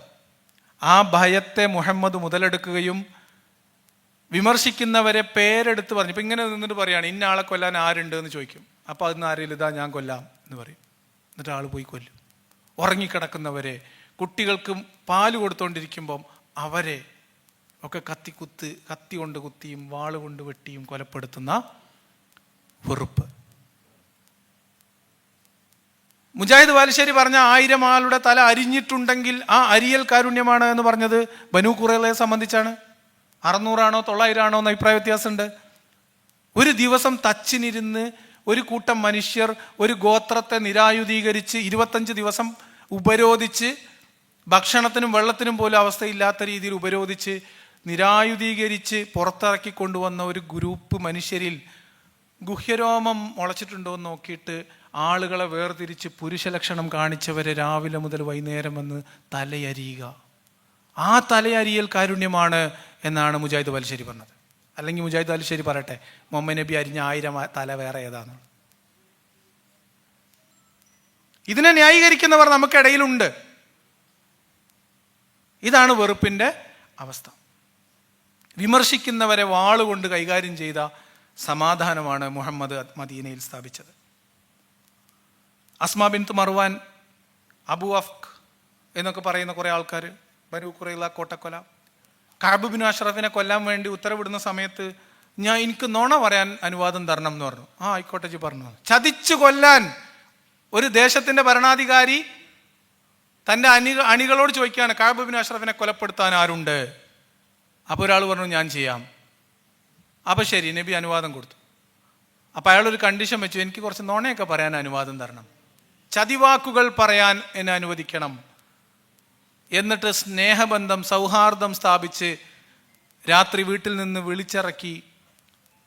അത്തറ് വാസന, ഭയങ്കര സംഭവം, നല്ല സ്മെല്ലാണ്, ഞാൻ ഇതുപോലൊരു അത്തറ് ഇവിടെ കണ്ടിട്ടില്ല എന്ന് പറഞ്ഞ് തല അത് മണക്കാൻ വേണ്ടി തല പിടിച്ച് താഴ്ത്തിയപ്പം അപ്പുറത്ത് നിന്ന് അവൻ വാളെടുത്ത് വെട്ടി തലയും ഉടലും വേർപെടുത്തി എന്നാണ് ചരിത്രം.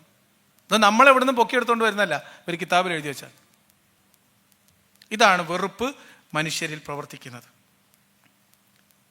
മുർത്തദിനെ കൊല്ലണം എന്ന മത നിയമത്തെക്കുറിച്ച് ഞാൻ ഈ പറയണില്ല, അത് പറഞ്ഞു പറഞ്ഞ് നമ്മൾ മടുത്തു. അപ്പോൾ ചോദിക്കുന്നിട്ട് അനക്കിപ്പോൾ തലയുണ്ടല്ലോ എന്നാണ് ചോദിക്കുക. അപ്പം നമ്മൾ വേറെ പറയുന്നില്ല, അത് പിന്നെ പറയാം.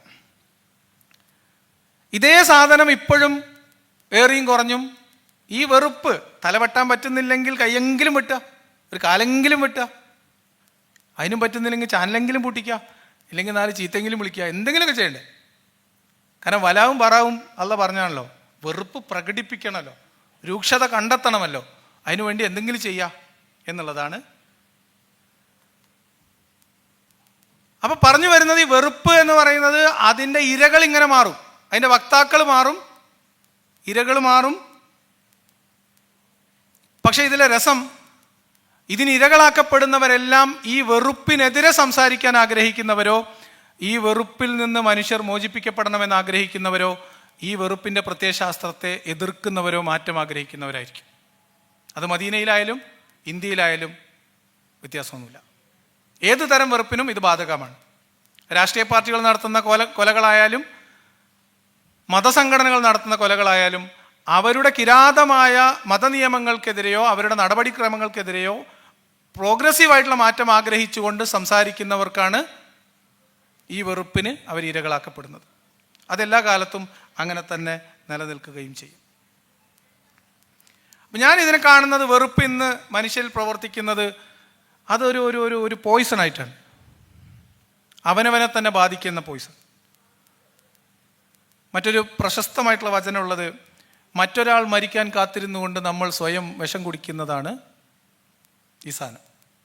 അവനില്ലാതാവണം എന്ന് ആഗ്രഹിച്ച് നമ്മൾ മരിച്ചു പോകുന്ന, നമ്മൾ നശിച്ചു പോകുന്ന ഒരു വികാരമാണ് വെറുപ്പ്. വെറുപ്പിൻ്റെ വക്താക്കൾ ആദ്യം ചെയ്യുന്നത്, ആരോടാണോ വെറുപ്പ് പ്രകടിപ്പിക്കേണ്ടത് അവർ സാധാരണ മനുഷ്യരല്ല എന്നൊരു വാദഗതി ഉണ്ടാക്കലാണ്.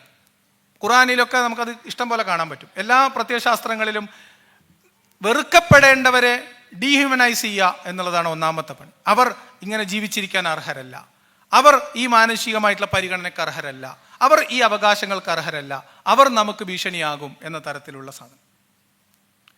ഡീഹ്യൂമനൈസ് ചെയ്ത് കഴിഞ്ഞാൽ ഗുണം എന്താണെന്ന് വെച്ചാൽ, നിങ്ങൾ ജന്തുക്കളിൽ വെച്ച് ഏറ്റവും മോശപ്പെട്ടവനാണ് ഒരു കാഫിർ അല്ലെങ്കിൽ ഒരു സത്യം വിശ്വസിക്കാത്ത ആൾ എന്ന് പറഞ്ഞാൽ, മനുഷ്യനെ കൊല്ലാൻ പ്രയാസമുള്ളവന് പോലും ജന്തുക്കളിൽ വെച്ച് ഏറ്റവും മോശപ്പെട്ടതിനെ കൊല്ലാൻ പ്രയാസം ഉണ്ടാവില്ല. ഇപ്പൊ ഒരു പുഴുവിനെങ്ങനെ ചവിട്ടി വരക്കാൻ നമുക്ക് വല്ല പ്രയാസമുണ്ടോ?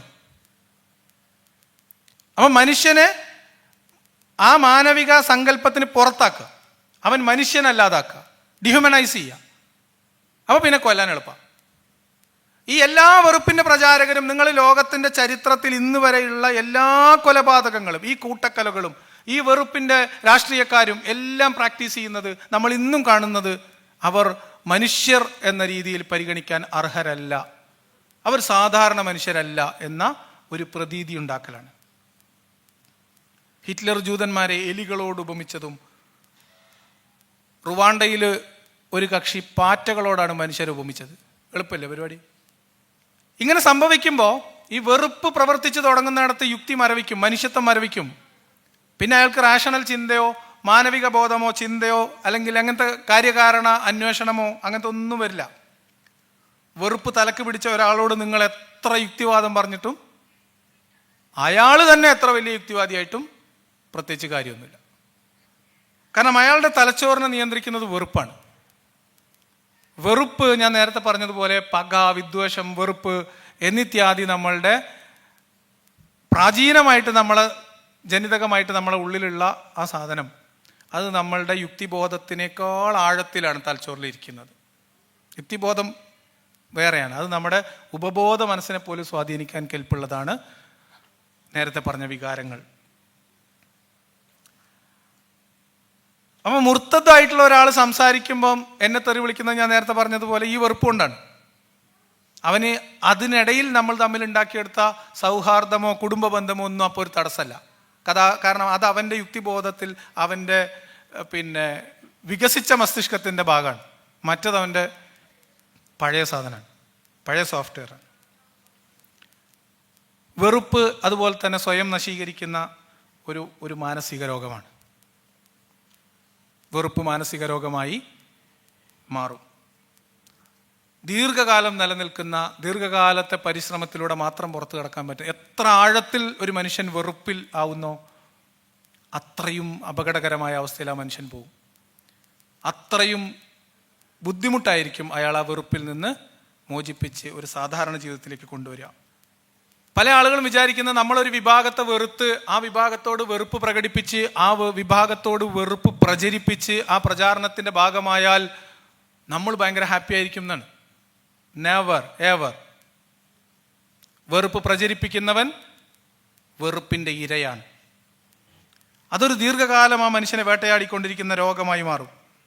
അയാളുടെ സന്തോഷം നശിക്കും. ഒരാളോടുള്ള വെറുപ്പും വിദ്വേഷവും മാത്രം മറ്റൊരാളുടെ മനസ്സിൽ ഇങ്ങനെ തിളച്ചുകൊണ്ടിരുന്നാൽ അവന് നൈസർഗികമായ സർഗാത്മകമായിട്ടുള്ള ഒരു ചിന്തയും വർക്ക് ചെയ്യാണ്ടാവും. ആകെ വർക്ക് ചെയ്യുന്നത് വെറുപ്പിൻ്റെ തലം മാത്രമായിരിക്കും. കാരണം ആ തലച്ചോറിൻ്റെ ഭാഗത്തിന് വേറെ പണിയൊന്നുമില്ല. മറ്റേതാണെങ്കിൽ നമ്മൾ പകുതി ഇട്ട് കൊടുത്ത ബാക്കി തലച്ചോറ് ചെയ്തോളൂ. അതുകൊണ്ടാണ് നമ്മൾ ആ ഒരു നിലവാരത്തിലേക്ക് പോകരുത് എന്ന നിർബന്ധമുള്ളത് കൊണ്ടാണ് എന്നെ തെറി വിളിക്കുമ്പോൾ ഞാൻ ചിരിക്കുന്നത്. കാരണം നമ്മളെ നശിപ്പിക്കാൻ ആഗ്രഹിക്കുന്നില്ല. എന്നെ തെറി വിളിച്ച് അവൻ സ്വയം നശിക്കും. അവനോട് ഞാൻ പറയും, എന്തിനാടാ തെറി വിളിച്ചിട്ട്, എന്തിനാടാ കൊന്നിട്ട് എന്നൊരു സിനിമയുടെ ഡയലോഗില്ലേ, അതേപോലെ. അപ്പം മനസ്സിലാക്കേണ്ടത്, വെറുപ്പ് പ്രകടിപ്പിക്കുന്നത് എന്തോ വീരകൃത്യമാണെന്ന് വിചാരിക്കുന്നവരോട് പറയാനുള്ളത്, വെറുപ്പ് എന്നത് നിങ്ങൾ മറ്റൊരാളോട് ചെയ്യുന്ന, അവർക്ക് കൊടുക്കുന്ന ശിക്ഷയല്ല, മറിച്ച് ആ വ്യക്തി സ്വയം അനുഭവിക്കുന്ന നരകമാണ്. ആ നരകത്തിൽ നിന്ന് പുറത്ത് കടക്കണമെങ്കിൽ നമ്മൾ തിരിച്ച് യുക്തിബോധത്തെയും മനുഷ്യത്വത്തെയും ഒക്കെ അവിടത്തേക്ക് കൊണ്ടുവരണം. അതല്ലെങ്കിൽ നമ്മൾ പരിണാമത്തിൻ്റെ പഴയ കാലത്തിലേക്ക് തിരിച്ചു പോവുകയാണ് ചെയ്യുന്നത്. അത് പറയുമ്പോൾ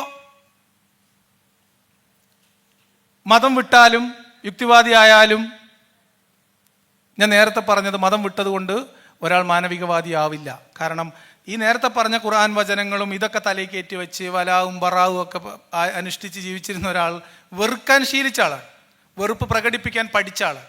അപ്പോൾ വിശ്വാസം നഷ്ടപ്പെട്ട് കഴിഞ്ഞാലും ആളെ സംബന്ധിച്ച് നമ്മളത് ബോധപൂർവം റിപ്പയർ ചെയ്ത് കളഞ്ഞിട്ടില്ലെങ്കിൽ ഈ വെറുപ്പ് അവിടെ തന്നെ കിടക്കും. അപ്പം അതുകൊണ്ട് അവിടെ സംഭവിക്കുന്ന എന്താണെന്ന് വെച്ചാൽ, നിങ്ങൾ വെറുപ്പ് ആരോട് പ്രകടിപ്പിക്കുന്നോ ആ ഗ്രൂപ്പ് മാറും എന്നേ ഉള്ളൂ.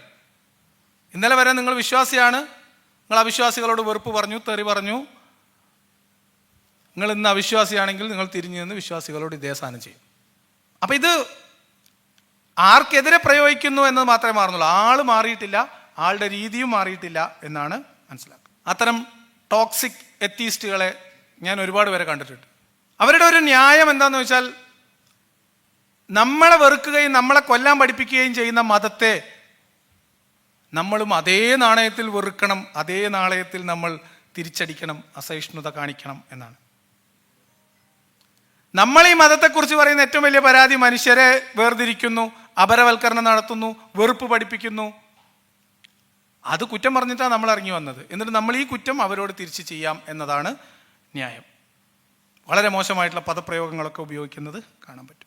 അപ്പോൾ നമ്മൾ വാസ്തവത്തിൽ അന്ന് ആ മതത്തിൻ്റെ ഭാഗമായിട്ട് നമ്മൾ ആ മതത്തിനെതിരെ ആരോപിച്ച ആ ഗുണങ്ങൾ, ആ മതം നമ്മളെ തലയിൽ കുത്തി നിറച്ച സാധനങ്ങളൊക്കെ ഇപ്പോഴും അവിടെ ഉണ്ട്. അത് നമ്മൾ വേറെ പാത്രത്തിലേക്ക് ഒഴിക്കുന്നു എന്ന് മാത്രമേ ഉള്ളൂ.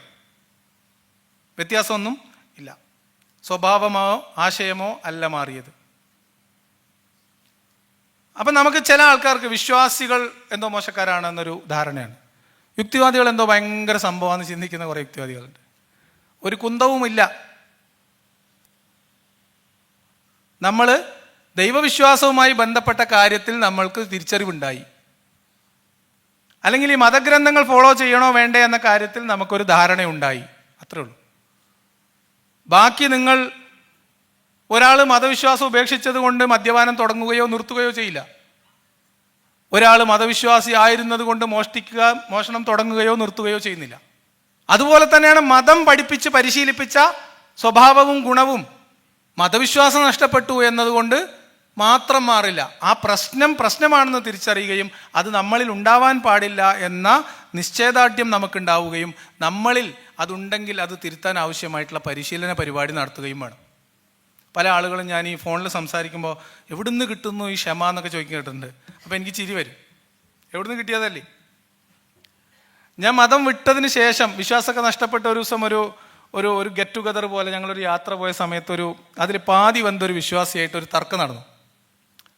അപ്പോൾ ആ തർക്കം വേറൊരാൾ വീഡിയോ ഷൂട്ട് ചെയ്യുന്നുണ്ട്. അപ്പോൾ ആ തർക്കം മൂർധന്യാവസ്ഥയിലേക്ക് എത്തി. ഞാൻ എൻ്റെ തനി സ്വഭാവമൊക്കെ പുറത്തു വന്നു. നമ്മുടെ ഉള്ളിൽ നിന്ന് മറ്റേ മണിച്ചിത്രത്താഴിലെ ഗംഗയൊക്കെ ഇത് ചാടി, നാഗവല്ലിയൊക്കെ ചാടി. ഇതൊന്നും നമ്മളറിയുന്നില്ലല്ലോ, കാരണം നമ്മളുടെ നൈസർഗികമായിട്ടുള്ള ഒരു സ്വഭാവമല്ലേ. ആ വീഡിയോ ഷൂട്ട് ചെയ്തിട്ട് അയാൾ എനിക്കത് കാണിച്ചു തന്നു, കുറച്ച് ഫോട്ടോസും വീഡിയോസൊക്കെ. അപ്പം നമ്മുടെ മുഖഭാവമൊക്കെ എന്തോ ഭീകരമായൊരു സംഭവം. അപ്പം എനിക്ക് തന്നെ എന്നോടൊരു അവജ്ഞ തോന്നി. ഞാനൊരു 6 മാസം ഒന്നും മിണ്ടാണ്ടിരുന്നു. ഇനി ഇത് ശരിയാക്കിയിട്ട് മതി ആളുകളോട് സംസാരിക്കാൻ തീരുമാനിച്ചു. ഞാൻ വെറുതെ തമാശ പറയുന്നില്ല. 6-7 മാസം കഠിന പ്രയത്നം നടത്തിയിട്ടാണ് പ്രകോപനങ്ങൾ ഉണ്ടാവുന്ന സമയത്ത് മിണ്ടാതിരിക്കാനുള്ള ശീലം ആർജിക്കുന്നത്. ഞാൻ ഈ സമൂഹത്തോട് മതത്തിനെതിരെ, മതത്തിന്റെ വെറുപ്പിനെതിരെ, മതത്തിന്റെ അസഹിഷ്ണുതക്കെതിരെ, മതത്തിന്റെ ആക്രമണത്വരക്കെതിരെ സംസാരിക്കണമെങ്കിൽ എന്നിൽ സഹിഷ്ണുതയും സഹാനുഭൂതിയും ഉണ്ടാവണം എന്ന എൻ്റെ തീരുമാനമായിരുന്നു. അല്ലാതെ നമ്മൾ പറയണതിൽ പ്രത്യേകിച്ച് കാര്യമൊന്നുമില്ല. അതുകൊണ്ട് തന്നെ അത് നമ്മൾ പരിശീലിക്കുമ്പോൾ നമ്മൾ തോൽക്കുകയല്ല ചെയ്യുന്നത്. പല ആൾക്കാരും കുറേ ആൾക്കാർ ഇപ്പം ഇന്നലെ 2 ദിവസം മുൻപ് എന്നെ ഓസ്ട്രേലിയയിൽ നിന്ന് ഒരാൾ വിളിച്ചു. എൻ്റെ ഒരു അകന്ന കുടുംബമാണ്. അപ്പോൾ അയാൾ എന്നെക്കുറിച്ച് ഒരുപാട് വീഡിയോ ചെയ്തിട്ടുണ്ട്. അൺമാസ്കിങ് അനോമലീസ് എന്ന് പറയുന്ന ഒരു ചാനലുണ്ട്. എൻ്റെ ഫോട്ടോയൊക്കെ വെച്ച് ഇപ്പം നമ്മൾ സംസാരിക്കുമ്പോൾ ഇപ്പോൾ ഈ ഫോട്ടോ ഏതെങ്കിലും ആംഗിൾ നിർത്ത ഒരു വക്രീകരിച്ച മുഖം കിട്ടുമല്ലോ, അതൊക്കെ ഇട്ട് നിർവൃതി അടയുന്ന ഒരു കൂട്ടം ആൾക്കാരാണ്. അപ്പം അങ്ങനെയൊക്കെ കുറേ വീഡിയോ ചെയ്തിട്ടുണ്ട്. നമ്മളതൊക്കെ കാണും, ആസ്വദിക്കും. ഒരു പറയണത് തമാശ കേൾക്കുമ്പോൾ ചിരിക്കും, ചിലപ്പോൾ കോമാളിത്തരമായിരിക്കും. വളരെ രൂക്ഷമായിട്ട് മനുഷ്യത്വ വിരുദ്ധമായ, സ്ത്രീ വിരുദ്ധമായ സ്റ്റേറ്റ്മെൻറ്റ് പറയുമ്പോൾ നമ്മൾ രൂക്ഷമായിട്ട് കൊടുക്കും. അപ്പോൾ ഇടയ്ക്ക് ഒരാൾ വിളിച്ചു സംസാരിച്ചപ്പം ഏതാണ്ട് ആ വ്യക്തിയുടെ അതേ സ്വഭാവം, ശബ്ദം എല്ലാം. അപ്പം നമ്മൾ ഇതൊക്കെ ഈ ഗുണഗണങ്ങളൊക്കെ വിശദീകരിച്ച് AI കൊണ്ടൊരു ഇമേജ് ജനറേറ്റ് ചെയ്ത് വന്നപ്പോൾ ഏതാണ്ട് മുഖസാദൃശ്യം വന്നു ഇയാളുടെ. നമ്മളത് വെച്ച് ആ വീഡിയോ അപ്ലോഡ് ചെയ്തു. പിറ്റേ ദിവസം അയാൾ എന്നെ വിളിച്ചു, നിങ്ങൾ എൻ്റെ ഫോട്ടോ വെച്ച് വീഡിയോ ചെയ്തില്ലേ? ഭയങ്കര ദേഷ്യപ്പെട്ട് ആക്രോശിച്ച്. അപ്പോൾ ഞാൻ പറഞ്ഞത് നിൻ്റെ ഫോട്ടോ അല്ലല്ലോ. അയാൾ കുറേ അങ്ങ് ചീത്ത വിളിച്ചു. അതില്ലാത്തവന്, ഇതില്ലാത്തവന്, എന്താണ് ഫാദർലെസ് പരിപാടിയായിരുന്നു എന്ന് പറഞ്ഞത്. ഞാൻ ചോദിച്ചു എന്താ ഈ ഫാദർലെസ്? അവനതൊക്കെ ഭയങ്കരമായിട്ട് വിശദീകരിച്ച് തന്നു. ഒരു കുട്ടി ക്ലാസ് എടുക്കുന്ന പോലെ എന്താണ് തന്തയില്ലായ്മ എന്നൊക്കെ എനിക്ക് വിശദമായിട്ട് പറഞ്ഞു തന്നു. ഭയങ്കര ഹാപ്പിയായി, അവൻ ഹാപ്പി ആയിട്ട് പോയി. എന്നിട്ട് ഇവൻ എന്ത് ചെയ്തു? ഇവൻ ഈ ഓഡിയോ കൊണ്ടുപോയിട്ട് അവരുടെ ഗ്രൂപ്പിൽ, അവരുടെ യൂട്യൂബ് ചാനലിൽ ഇട്ടു.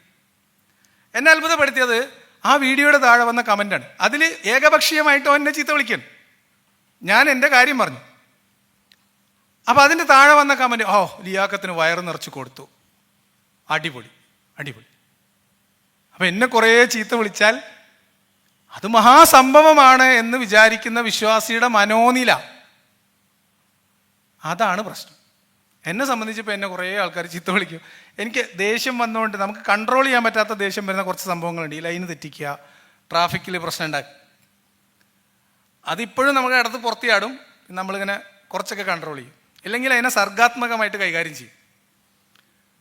ഇതൊക്കെ ഭയങ്കരമായിട്ടുള്ള പരിശീലനം ആവശ്യമുള്ള സാധനമാണ്. അല്ല നമ്മൾ ദൈവവിശ്വാസം നഷ്ടപ്പെട്ട ഒക്കെ ശരിയായി, നമ്മളെല്ലാം പെർഫെക്റ്റാ. കാരണം എന്താ? നമ്മൾ ദൈവത്തിലൊന്നും വിശ്വസിക്കുന്നില്ലല്ലോ, നമ്മൾ ബ്ലഡി എത്തിയിസ്റ്റ് അല്ലേ, പിന്നെ ഒന്നും പേടിക്കല്ല, പിന്നെ ഒക്കെ തഴഞ്ഞു എന്നാണ് കഥ. അപ്പം അത്തരം ആളുകളോടും അത്തരം ആളുകളിൽ നിന്നും വെറുപ്പും പ്രതികാരവും ഒക്കെ ഞാനിപ്പോഴും അനുഭവിക്കുന്നുണ്ട്. ഞാൻ അതിനൊക്കെ വളരെ സർഗാത്മകമായിട്ടാണ് കാര്യം ചെയ്തത്. എവിടെയെങ്കിലും നമ്മളൊരു കൊട്ട് കൊടുക്കണമെന്ന് എനിക്ക് തോന്നിയാൽ അത് കൃത്യമായ അളവിലും തൂക്കത്തിലും കൊടുക്കും, മിണ്ടാതിരിക്കും. നമ്മളതിൻ്റെ പുറകെ പോകാനോ, കാരണം അവരത് പ്രകടിപ്പിക്കുന്നത് എന്തുകൊണ്ടാണെന്ന് എനിക്കറിയാവുന്നത് കൊണ്ട്, നമുക്കങ്ങനെ പ്രത്യേകിച്ച് താല്പര്യമില്ലാത്തത് കൊണ്ടും അത് നമ്മുടെ ഏരിയ അല്ലാത്തതുകൊണ്ടും അതങ്ങ് വിടും. എല്ലാവരും തെറി വിളിക്കണ ഒരുത്തൻ എന്നെ തെറി വിളിച്ചാൽ എനിക്ക് പ്രത്യേകിച്ച് ഒരു ഫീലും ഇല്ല. പണ്ട് കൊല്ലത്തുനിന്നൊരു താത്ത പിന്നാലെ കൂടി, ഏതാ തിരുവനന്തപുരത്തുനിന്ന്, ദിവസം 3 വീഡിയോ ഒക്കെ ആയിരുന്നു. വെറുതെ എന്നെ തെറി വിളിക്കുക, എൻ്റെ വൈഫിനെ തെറി വിളിക്കുക, വീട്ടുകാരെ തെറി വിളിക്കുക. അപ്പോൾ അത് അവർക്കൊരു മനസ്സുഖം. എന്താ ചെയ്യാൻ പറ്റുക? നമുക്കൊന്നും ചെയ്യാൻ പറ്റില്ല, നമ്മളൊന്നും ചെയ്യാറില്ല. അത്തരം കാര്യങ്ങളോടൊന്നും നമ്മൾ എൻഗേജ് ചെയ്യാറുമില്ല. പരമാവധി നമ്മൾ ചെയ്യുന്നത് അകലം പാലിക്കുക എന്നുള്ളത്. നമുക്ക് സഹിക്കാൻ പറ്റാത്ത ഒരു സാധനം, നമുക്ക് അംഗീകരിക്കാൻ പറ്റാത്തൊരു പ്രതലം, അവിടുന്ന് മാറി നിൽക്കുക. ഏറ്റവും ചുരുങ്ങിയ പ്രതികരണമാണത്, ഏറ്റവും മിനിമലായിട്ടുള്ള പ്രതിഷേധമാണത്. അതൊരു ജനാധിപത്യത്തിൽ, ഇപ്പോൾ നമ്മുടെ നാട്ടിൽ പണിമുടക്ക് കഴിഞ്ഞു അല്ലേ, തൊഴിൽ നിയമങ്ങളിൽ നമുക്ക് വിയോജിപ്പുണ്ട്, നമ്മൾ പണിമുടക്കി നമ്മുടെ പ്രതിഷേധം അറിയിക്കും. ഇത് എല്ലാവർക്കും ചെയ്യാവുന്ന ഒരു കാര്യമാണ്. കാരണം ആശയങ്ങളായിട്ട് മറുപടി പറയാനോ ആശയത്തെ ആശയം കൊണ്ട് നേരിടാനോ ആണ് ആർജവം വേണ്ടത്. തെറി വിളിക്കാൻ ഒരു പുല്ലും വേണ്ട നമ്മളെ കയ്യിൽ, കുറച്ച് ശബ്ദം ഉണ്ടായാൽ മതി അല്ലേ. പിന്നെ നമ്മൾ ചെറിയ പ്രായത്തിൽ പഠിച്ചെടുത്ത കുറച്ച് വൊക്കാബുലറി വേണം. വേറെന്താ വേണ്ട? ഫോണിൽ പൈസയും വേണം, ബാലൻസും വേണം. ആർക്കും വിളിക്കാം. അതുകൊണ്ടല്ലേ ചെറിയ കുട്ടികൾ മുതൽ 90 വയസ്സായ കളവന് വരെ എല്ലാ കാലത്തും ഒരു തടസ്സമില്ലാതെ ചെയ്യാൻ പറ്റുന്നൊരു പണിയാണ് തെറിവിളി. അതേ സമയത്ത് 8ന്റെ ഗുണനപ്പട്ടിക എല്ലാം പറഞ്ഞാൽ അറിയും. അത് പ്രായത്തിനനുസരിച്ചും അവൻ്റെ അവസ്ഥക്കനുസരിച്ചും വിദ്യാഭ്യാസത്തിനനുസരിച്ചും എടുക്കുന്ന തൊഴിലിനനുസരിച്ചും വ്യത്യാസം ഉണ്ടാവും. പക്ഷെ തെറി അപ്പോഴും വിളിക്കും. കളക്ടർക്കും വിളിക്കാം, സ്വീപ്പർക്കും വിളിക്കാം. അവിടെ തെറിവിളി ഒരു മനുഷ്യനോട് വെറുപ്പ് പ്രകടിപ്പിക്കുന്നത്, വിദ്വേഷം പ്രകടിപ്പിക്കുന്നത്, അതിപ്പോൾ എന്നോട് പറഞ്ഞാലും എനിക്ക് പ്രത്യേകിച്ച് ഒന്നും തോന്നാറില്ല. ചില ആൾക്കാരൊക്കെ തെറി വിളിക്കുമ്പോൾ അവരുടെ മുഖത്തെ എക്സ്പ്രഷനൊക്കെ കാണാൻ ഒരു രസം ഉണ്ടാവും. അപ്പോൾ അതൊക്കെ നമ്മളങ്ങനെ ആസ്വദിച്ചിരിക്കുക. എല്ലാം കഴിയുമ്പോൾ സുഖമല്ലേ, ഒരു നാരങ്ങാഷോടെ എടുക്കട്ടെ എന്ന് ചോദിക്കുക, അത്രേ ഉള്ളൂ. അപ്പോൾ അതേ സമയത്ത് നമ്മൾ മാനവിക ബോധത്തിലേക്ക് വളരണമെങ്കിൽ അവിടെ നമുക്ക് യുക്തിബോധം വേണം, എമ്പതി നമ്മൾ ഡെവലപ്പ് ചെയ്യണം അല്ലേ. ഒരാൾക്ക് അടി കൊള്ളുമ്പോൾ നമുക്ക് വേദനിക്കുന്ന ഫീല് വരണം, അതാണ് എമ്പതി. ഒരാൾക്കൂട്ടം കൂടി നിൽക്കുന്നു, ഒരാളെ തല്ലുന്നു. ഇപ്പം പണ്ട് കുറച്ചു കാലം മുൻപ് മധുവിനെ തല്ലിക്കൊന്നു അട്ടപ്പാടിയിൽ. ആ കൂട്ടത്തിൽ മധുവിനെ തല്ലിക്കൊന്നവൻ എന്തെങ്കിലും ഒരു ധീരത, ഭയങ്കര ധീരകൃത്യം ചെയ്ത ആളാണോ? അല്ലല്ലോ. അതാർക്കും ചെയ്യാം. നീ പറഞ്ഞതുപോലെ കൂട്ടത്തിൽ കൂടുവാൻ എല്ലാവർക്കും പറ്റും. അപ്പം അതിനൊന്നും വലിയ കാര്യമില്ല. അതേ സമയത്ത് സർഗാത്മകമായി, ക്രിയാത്മകമായി, കൺസ്ട്രക്റ്റീവായിട്ട് എന്തെങ്കിലും ചെയ്യണമെങ്കിൽ മാത്രം നമ്മൾ തലച്ചോറ് പണിയെടുക്കണം. അതിന് സമയമെടുക്കും, അതിന് നമുക്ക് എനർജി ചെലവഴിക്കണം. നമ്മൾ വായിക്കണം, പഠിക്കണം. ചീത്ത വിളിക്കാൻ ഒരു കുന്തവും വേണ്ട, നമുക്ക് ഇരുന്ന് വിളിക്കാം.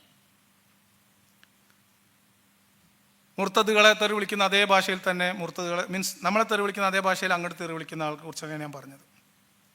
അതേപോലെ തന്നെ എല്ലാ ആൾക്കാരും അപകടകാരികളാണ്, അങ്ങനത്തെ കാര്യങ്ങളൊക്കെ. എന്നെ സംബന്ധിച്ച് ഞാൻ മതം വിട്ടത് മതം മാനവിക വിരുദ്ധമായ ആശയങ്ങൾ പേറുന്നു എന്നതുകൊണ്ടാണ്. അത് മനുഷ്യരെ ബോധ്യപ്പെടുത്താനാണ്. അപ്പം ഞാൻ ഉയർത്തിപ്പിടിക്കേണ്ട മൂല്യം മാനവികതയാണ് എന്ന് വിശ്വസിക്കുന്നു. മാനവിക വിരുദ്ധമായ മാർഗം സ്വീകരിച്ചുകൊണ്ട് ഇസ്ലാമിൻ്റെ മാനവിക വിരുദ്ധമായ ആശയം ആൾക്കാരെ മുന്നിൽ എത്തിക്കുക എന്നുള്ളത് ഞാൻ തൽക്കാലം ഉദ്ദേശിക്കുന്നില്ല. പറഞ്ഞു വന്നത് ഇത്രയേ ഉള്ളൂ. മതം തലേന്ന് ഇറക്കി വെച്ചുകൊണ്ട് പ്രത്യേകിച്ച് കാര്യമൊന്നുമില്ല. ആ വെറുപ്പിൻ്റെ കറയും കൂടെ കഴുകിക്കളയാൻ നമുക്ക് ബാധ്യതയുണ്ട്. അപ്പം ഞാൻ നേരിടുന്ന വേറൊരു പ്രശ്നമാണ്, ഞാൻ ക്യാൻസൽ കൾച്ചറിൻ്റെ ആളാണ്. ഇതൊട്ടും വ്യക്തിപരമല്ല കേട്ടോ, അത് ഞാൻ പറയുന്നത് ഒട്ടും വ്യക്തിപരമായിട്ട് ആരും എടുക്കരുത്. വ്യക്തിപരമല്ല, വ്യക്തിപരമായതൊക്കെ പറയാനുള്ളത് പറഞ്ഞു കഴിഞ്ഞ് അവസാനിപ്പിച്ചാണ്. ഞാൻ പറയുന്നത് പൊതുവായ കാര്യം. പൊതുവിൽ ആൾക്കാർ പറയുന്ന ഒരു പ്രയോഗമാണ് ക്യാൻസൽ കൾച്ചർ. എനിക്കെതിരെ ആക്ഷേപം വന്നിട്ടുണ്ട്. ചില ആളുകളോട് ഞാൻ സഹകരിക്കില്ല, ചില പരിപാടികളിൽ ഞാൻ പങ്കെടുക്കില്ല. ജനാധിപത്യത്തിൽ അതെൻ്റെ അവകാശമാണ്. എനിക്ക് അഭിപ്രായം പറയാൻ അവകാശമുണ്ട്, ഇല്ലേ? പിണറായി വിജയൻ തന്നെ അടുത്ത മുഖ്യമന്ത്രി ആവണം എന്ന് പറയാൻ കുറച്ച് ആൾക്കാർക്ക് അവകാശമുണ്ട്. ഒരു കാരണവശാലും ആരായാലും പിണറായി ആവാൻ പാടില്ല എന്ന് പറയാനും അവകാശമുണ്ട്. എന്നതുപോലെ ഏത് കാര്യത്തിലും ജനാധിപത്യത്തിൽ വ്യക്തിപരമായ അഭിപ്രായം പറയാൻ എല്ലാവർക്കും സ്വാതന്ത്ര്യമുണ്ട്, വ്യക്തിപരമായ നിലപാടെടുക്കാൻ സ്വാതന്ത്ര്യമുണ്ട്. വെറുപ്പിനെ വെറുപ്പ് കൊണ്ട് നേരിടുക എന്ന രീതിശാസ്ത്രം എനിക്കില്ലാത്തത് കൊണ്ട് തന്നെ ആ കലാപരിപാടി ചെയ്യുന്നവരുമായിട്ട് സഹകരിക്കില്ല എന്നതെൻ്റെ നിലപാടാണ്. ആ നിലപാട് ഉയർത്തിപ്പിടിക്കും. ചിലർക്ക് ഇഷ്ടപ്പെടും, ചിലർക്ക് ഇഷ്ടപ്പെടില്ല, ചിലർ തെറ്റിപ്പോവും. അതിനവർക്ക് സ്വാതന്ത്ര്യമുണ്ട്. എന്നെ വിമർശിക്കാൻ, എന്നെ ക്യാൻസൽ കൾച്ചറാണ് എന്ന് പറയാൻ, ആക്ഷേപിക്കാൻ അവർക്ക് അവകാശമുണ്ട്. പക്ഷെ ക്യാൻസൽ കൾച്ചർ അതല്ല എന്ന് സാമാന്യ ബോധത്തിൽ മനസ്സിലാക്കാനുള്ള ഒരു വകതിരിവ് കേൾക്കുന്നവർക്ക് ഉണ്ടാവണം എന്നാണ്. നമ്മൾ വെറുപ്പിനെതിരെ പ്രസംഗിക്കുകയും വെറുപ്പ് പ്രചരിപ്പിക്കുകയും ചെയ്യുന്നത് വിരോധാഭാസമാണ്. ഒരു പാർട്ടിയുടെ സായുധ സംഘത്തിൽ കയറിയിട്ട് മറ്റേ പാർട്ടിയുടെ സായുധ വിപ്ലവത്തിനെതിരെ നാട്ടുകാരെ വീട്ടിൽ കയറി അക്രമം പ്രവർത്തിക്കുന്നത് സർഗാത്മക പ്രവർത്തനമല്ല. അപ്പം അത്തരത്തിൽ നമ്മൾ ഇസ്ലാമിൽ കാണുന്ന പോരായ്മകൾ വേറൊരാൾ കാണിക്കുമ്പോൾ അതിനെയും അപലപിക്കാനുള്ള ബാധ്യത. മുഹമ്മദ് മാത്രം മോശം, ബാക്കിയുള്ള പ്രവാചകന്മാരൊക്കെ മിടുക്കന്മാർ, അങ്ങനെ ചിന്തയൊന്നും എനിക്കില്ല. അള്ളാഹുവിനെയും മുഹമ്മദിനെയും വിമർശിക്കുന്ന എന്നെ സംബന്ധിച്ച് ബാക്കി പ്രവാചകന്മാരും ദൈവങ്ങളൊക്കെ സമമാണ്. അതാണ് എൻ്റെ ആ കാര്യത്തിലുള്ള നിലപാട്. സഹിഷ്ണുത, അപ്പോൾ പറയും നമ്മൾ സ്നേഹം കൊണ്ട് നേരിടണം, ആശയം കൊണ്ട് നേരിടണം, എതിർക്കണം എന്നൊക്കെ പറയുന്നവരോട് പറയാനുള്ളത്, ഇതും ഒരു ആശയ പ്രചാരണ രീതിയാണ്. സഹിഷ്ണുതയുള്ള ഒരു സമൂഹം നിലനിൽക്കണമെങ്കിൽ നമ്മൾ ഒരു കാര്യത്തോട് അസഹിഷ്ണുക്കളായിരിക്കണം. അത് അസഹിഷ്ണുതയോടാണ്. അസഹിഷ്ണുതയോട് സഹിഷ്ണുത കാണിച്ചിട്ട് നിങ്ങൾക്ക് ലോകത്ത് സഹിഷ്ണുത വളർത്താൻ കഴിയില്ല. അതാണ് ആ കാര്യത്തിലുള്ള എൻ്റെ നിലപാട്. ഇതും ഒരു പ്രശസ്ത തത്വചിന്തകൻ്റെ കോട്ടാണ് കേട്ടോ. അപ്പം നമ്മൾ എന്ത് ചെയ്യണം? വെറുപ്പ് വിൽക്കുന്നവരോട് കൂടെ കൂടില്ല എന്ന് നിലപാട് ഉറപ്പിച്ച് പറയണം. അതുകൊണ്ട് നഷ്ടപ്പെടുന്ന സൗഹൃദങ്ങളും അവസരങ്ങളും വേണ്ടാന്ന് വെക്കണം, ആനുകൂല്യങ്ങൾ വേണ്ട എന്ന് വെക്കും. അത്രയേ ഉള്ളൂ. എന്തുകൊണ്ട് അകലം പാലിക്കണം? ഒരു കാര്യം തെറ്റാണ്. നമ്മൾ ഈ മദ്യനിരോധന സമിതിയിൽ മുദ്രാവാക്യം വിളിക്കുകയും എന്നിട്ട് ഈ പട്ടച്ചാരായത്തിൻ്റെ ഡിസ്ട്രിബ്യൂഷൻ നടത്തുകയും ചെയ്യുന്നത് ശരിയല്ലല്ലോ. അത്രയേ ഉള്ളൂ. അത് സിമ്പിളാണ്. വെറുപ്പ് വിൽക്കുന്ന കടകളിൽ നിന്ന് സാധനം വാങ്ങാതിരിക്കാനുള്ള അവകാശവും നമുക്കുണ്ട്. അപ്പോൾ വിദ്വേഷ പ്രചാരകരുമായിട്ട് സഹകരിക്കില്ല എന്ന് നമ്മൾ പറയുന്നത് രാഷ്ട്രീയമായിട്ടുള്ള നിലപാടാണ്. അത് അങ്ങനെ തന്നെയാണ്, ഇന്നും എന്നും അങ്ങനെയാണ്. എന്താണിത് തമ്മിലുള്ള വ്യത്യാസം? ഇത് വെറുപ്പായിട്ട് പല ആൾക്കാരും പറയുന്നുണ്ട്. ഇതും വെറുപ്പല്ലേ, അപ്പം ഇതും നിങ്ങൾ വെറുപ്പ് തന്നെയല്ലേ പ്രകടിപ്പിക്കുന്നത് എന്ന് ചോദിക്കുന്ന ആൾക്കാർ ആ വ്യത്യാസം കൂടിയും ക്ലിയർ ആയിട്ട് പറയും. ഇത് തമ്മിലുള്ള വ്യത്യാസം വളരെ കൃത്യമായിട്ട് നമ്മൾ മനസ്സിലാക്കണം. അസഹിഷ്ണുതയോട് നമ്മൾ എപ്പോഴും കടുത്ത അസഹിഷ്ണുതയിലായിരിക്കണം. നമുക്ക് വെറുക്കാൻ എന്തിനെങ്കിലും ആഗ്രഹം ഉണ്ടെങ്കിൽ, നമ്മൾ ആ ഒരു ചിന്ത കൊണ്ട് നമുക്ക് എന്തിനെങ്കിലും ഒന്ന് വെറുത്തേ പറ്റൂ എന്നാണെങ്കിൽ നിങ്ങൾ വെറുപ്പിനെ വെറുത്തോളൂ. മറ്റൊന്നിനോടും വെറുപ്പ് പാടില്ല. അപ്പം എന്താണ് ഈ താരതമ്യം? ഞാൻ പറയാം. മതപരമായിട്ടുള്ള വെറുപ്പ്, നമ്മൾ നേരത്തെ പറഞ്ഞത് ഗോത്രീയമായിട്ടുള്ള വെറുപ്പ്, മതപരമായിട്ടുള്ള വെറുപ്പ് എന്ന് പറയുന്നത് അതൊരു വ്യക്തിയുടെ അസ്തിത്വത്തെ നശിപ്പിക്കാനുള്ള ത്വരയാണ്. അതേസമയത്ത് ജനാധിപത്യമായിട്ടുള്ള പ്രതിരോധം, വിട്ടുനിൽക്കൽ, ബഹിഷ്കരണം തുടങ്ങിയിട്ടുള്ളത് ഒരു ആളുടെ അല്ലെങ്കിൽ ഒരു കൂട്ടത്തിൻ്റെ പ്രവൃത്തിയോടുള്ള പ്രതിഷേധമാണ്. അത് ഒരു വിദ്വേഷം പ്രചരിപ്പിക്കുന്ന ഗ്രൂപ്പിൻ്റെ കൂടെ കൂടി നമ്മൾ വിദ്വേഷം പ്രചരിപ്പിക്കുന്നതിൻ്റെ ഭാഗമാകുന്നില്ല എന്ന് തീരുമാനിക്കുന്നത് ആ വിദ്വേഷ പ്രചാരണം അത് നമ്മളുടെ ചെലവിൽ ചെയ്യുന്നില്ല എന്ന് മാത്രമേ ഉള്ളൂ. മറ്റൊരാൾ വിശ്വാസി ആയതുകൊണ്ട് അവിശ്വാസി ആയതുകൊണ്ട് വെറുക്കുന്നോ അല്ലേ എന്നുള്ളത് ഇതങ്ങനെയല്ല. ഇതൊരു പ്രവൃത്തി അല്ലെങ്കിൽ ഒരു പ്രത്യേക രീതി, അതിനോടുള്ള വിയോജിപ്പാണ്. എന്താണ് ഇതിൻ്റെ പ്രേരണ? വെറുപ്പിൻ്റെ പ്രേരണ അന്ധമായിട്ടുള്ള വിശ്വാസമാണ്, അല്ലെങ്കിൽ ഗോത്രീയമായിട്ടുള്ള ആ ഒരു ബോധത്തിൽ നിന്ന് പുറത്തു കടക്കാൻ കഴിയാത്തതാണ്. മതപരമായിട്ട് പറഞ്ഞാൽ അള്ളാഹ് വെറുക്കാൻ പറഞ്ഞു, ഞാൻ വെറുക്കുന്നു. അള്ളാഹ് സ്നേഹിക്കാൻ പറഞ്ഞാൽ ഞാൻ സ്നേഹിക്കുന്നു. വെറുപ്പും സ്നേഹവും അള്ളാഹുവിന് വേണ്ടി എന്ന് ചിന്തിക്കുന്നവരുടെ വെറുപ്പും, സമൂഹത്തിന് ദോഷകരമായ രീതിയിൽ ഒരാൾ പോകുമ്പോൾ അയാളോട് സഹകരിക്കുന്നില്ല എന്നത് ഈ സമൂഹത്തിന് ദോഷം ചെയ്യുന്ന പ്രവൃത്തിയിൽ ഞാൻ പങ്കാളിയാവില്ല എന്ന സമൂഹത്തോടുള്ള കരുതലാണ്. അത് പ്രതിരോധമാണ്. അപ്പോൾ ചില ആൾക്കാർ വിളിച്ചു എന്നെ, ഒരാൾ പങ്കെടുക്കുന്ന പരിപാടിയിൽ ഞാൻ പങ്കെടുക്കുന്നില്ല എന്ന് ഞാൻ പറഞ്ഞു എന്ന് വിചാരിക്കാം. ഇപ്പോൾ അതവിടെ സജീവേട്ടനിരിക്കും. സജീവേട്ടനോട് ഞാൻ പറയാം, സജീവേട്ടൻ പങ്കെടുക്കുന്നുണ്ടെങ്കിൽ സംഘാടകരോട് പറയാണ്, സജീവേട്ടൻ ഉണ്ടെങ്കിൽ ഞാൻ വരുന്നില്ല എന്ന് പറയാനുള്ള അവകാശം എനിക്കില്ലേ? ഉണ്ട്. സജീവേട്ടനും പറയാം. അപാകതയുള്ള പറച്ചിൽ എന്താ? നിങ്ങൾ സജീവേട്ടനെ ഒഴിവാക്കുക, അപ്പം ഞാൻ വരാം എന്ന് പറഞ്ഞാൽ അതിനകത്തൊരു പ്രശ്നമുണ്ട്. കാരണം അത് മറ്റൊരു ഉദ്ദേശത്തിൽ പറയുന്നതാണ്, മറ്റതൊരു നിലപാടാണ്. അത് മനസ്സിലാക്കണം. ഇനി എന്താണ് ഇത് തമ്മിലുള്ള സമീപനത്തിലുള്ള വ്യത്യാസം? വെറുപ്പ്, നമ്മൾ വെറുക്കുന്ന ഒരു മനുഷ്യൻ്റെ നശീകരണം ആഗ്രഹിക്കുകയാണ്. അവരില്ലാതാകണം, അവരങ്ങോട്ട് ഇല്ലാണ്ടായാൽ അവിടെയൊക്കെ അങ്ങോട്ട് ശരിയാവും എന്ന ചിന്തയാണ്. അല്ലെങ്കിൽ ഓനെ അങ്ങോട്ട് കൊന്നാൽ കുടുംബം രക്ഷപ്പെടും എന്ന ചിന്തയാണ്. നമ്മൾ ഈ പറയപ്പെടുന്ന ജനാധിപത്യപരമായിട്ടുള്ള വിട്ടുനിൽക്കലും ബഹിഷ്കരണവും ആ വിദ്വേഷം, വെറുപ്പ് പ്രസരിപ്പിക്കുക എന്ന് പറയുന്ന രോഗത്തിനോടുള്ള പ്രതിരോധമാണ്. അത് മാറിക്കഴിഞ്ഞാൽ അത് ആ പ്രശ്നം, ആ പ്രതിരോധം, ആ പ്രതിഷേധം അവിടെ തീരും. മറ്റത് സ്ഥായിയായി നിൽക്കും. ഇത് ആശയം മാറുമ്പോൾ അല്ലെങ്കിൽ നിലപാട് മാറുമ്പോൾ മാറും. അതുകൊണ്ടാണ് ഞാൻ നേരത്തെ പറഞ്ഞത്, എല്ലാവരും സ്നേഹിക്കണം എന്ന് പറയുന്നവർ, നിങ്ങൾ വേറെ ചില ആൾക്കാരെ ബഹിഷ്കരിക്കുന്നു, ബോയ്ക്കോട്ട് ചെയ്യുന്നു. ഞാൻ ആരും ബോയ്ക്കോട്ട് ചെയ്യില്ല, ബഹിഷ്കരിക്കില്ല. പക്ഷെ ഞാൻ എന്നെ ചില സ്ഥലങ്ങളിൽ നിന്ന് അകറ്റി നിർത്തും. ചില പ്രതലത്തിലേക്ക് പോകണ്ടെന്ന് ഞാൻ തീരുമാനിക്കും. അത് നിങ്ങളെല്ലാവരും ചെയ്തിട്ടുണ്ട്, ചെയ്യുന്നുണ്ട്, ഇല്ലേ? ഇത് പറയുന്നവരും ചെയ്യും. ഇത് ആക്ഷേപിക്കുന്ന പല ആൾക്കാരും എന്നെ ഇതുവരെ പരിപാടിക്ക് തന്നെ വിളിച്ചിട്ടില്ല. ഏതാ? അപ്പം അത് അവരുടെ ജനാധിപത്യപരമായിട്ടുള്ള അവകാശമാണ്. ആരൊക്കെ വരണം, ആരൊക്കെ പോകണം, ആരൊക്കെ വിളിക്കണം. അങ്ങനെ വിളിച്ചു എന്നതുകൊണ്ട് വരണം എന്ന ബാധ്യത ഉണ്ടോ? ഇല്ല. വിളിച്ചു കഴിഞ്ഞാൽ നമുക്ക് പോകണോ പോകണ്ടേന്ന് ആലോചിക്കാനും അഭിപ്രായം പറയാനും ഉള്ളത്. എന്നെ സംബന്ധിച്ച് ഞാൻ നേരെ വാ നേരെ പോയതുകൊണ്ട് എന്നെ ഇപ്പോൾ ഒരാൾ പരിപാടിക്ക് വിളിക്കുകയാണ്, എനിക്ക് വരാൻ പറ്റാത്തൊരു പരിപാടിയാണെങ്കിൽ ഞാൻ വരില്ല, ഞാൻ ഉണ്ടാവില്ല ആണ് പറയും. പിന്നെന്തിനാ അത് വെച്ചോണ്ടിരിക്കണേ? ഞാൻ നോക്കട്ടെ, ഞാൻ സമയമുണ്ടോ നോക്കട്ടെ. ഡിപ്ലോമസി കളിക്കാനൊന്നും എനിക്ക് സമയമില്ല. പിന്നെ ഇത് ആരോടൊക്കെ എന്തൊക്കെ പറഞ്ഞു ആലോചിച്ചിരിക്കണം, എന്തൊക്കെ നുണയാ പറഞ്ഞു. സത്യം പറയുകയാണെങ്കിൽ ഇത് ആലോചിക്കാമല്ലോ. നുണയാണെങ്കിൽ ഇത് 10 ആളോട് 10 കാര്യം പറഞ്ഞിട്ടുണ്ടാവും. അപ്പോൾ അയാളോട് എന്താ പറഞ്ഞത് അതൊക്കെ ഡയറി എടുത്ത് നോക്കേണ്ടി വരും. എന്താ ലാക്കിനത്? പറയാനുള്ള കാര്യം നേരെ പറഞ്ഞാൽ നമുക്ക് അടുത്ത പണിക്ക് പോയിക്കൂടെ?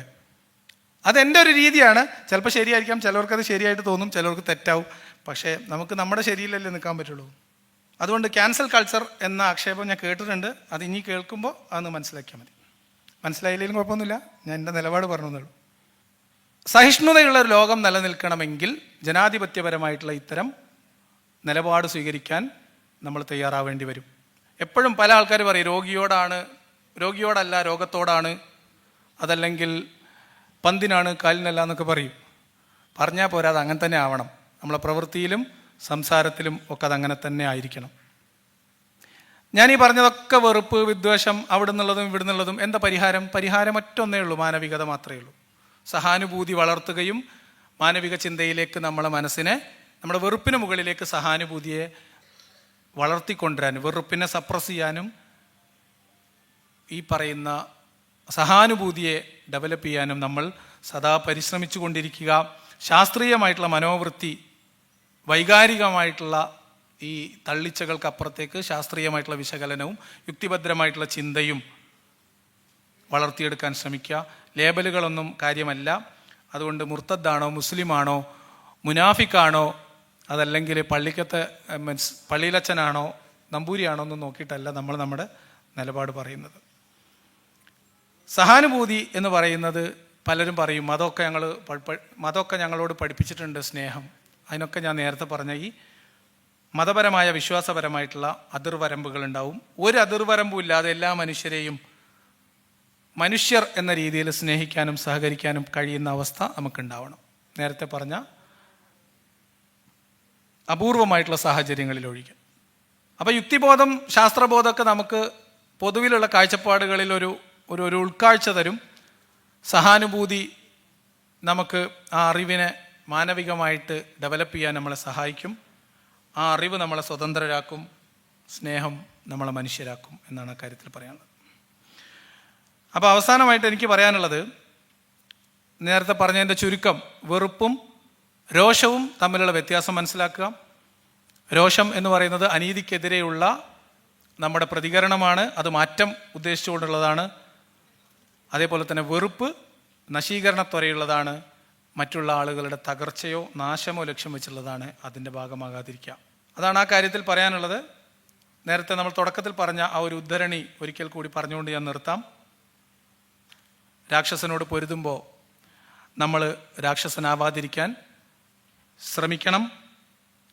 ഇനി നിങ്ങൾക്ക് വെറുത്തേ പറ്റൂ, എന്തിനെങ്കിലും വെറുത്തേ പറ്റൂ, ഞാൻ ഇങ്ങനെ ആയിപ്പോയി, എനിക്ക് എന്തിനെങ്കിലും ഒന്ന് വെറുക്കണം എന്ന ആഗ്രഹമുണ്ടെങ്കിൽ നിങ്ങൾ വെറുപ്പിനെ യഥേഷ്ടം വെറുത്തോളൂ.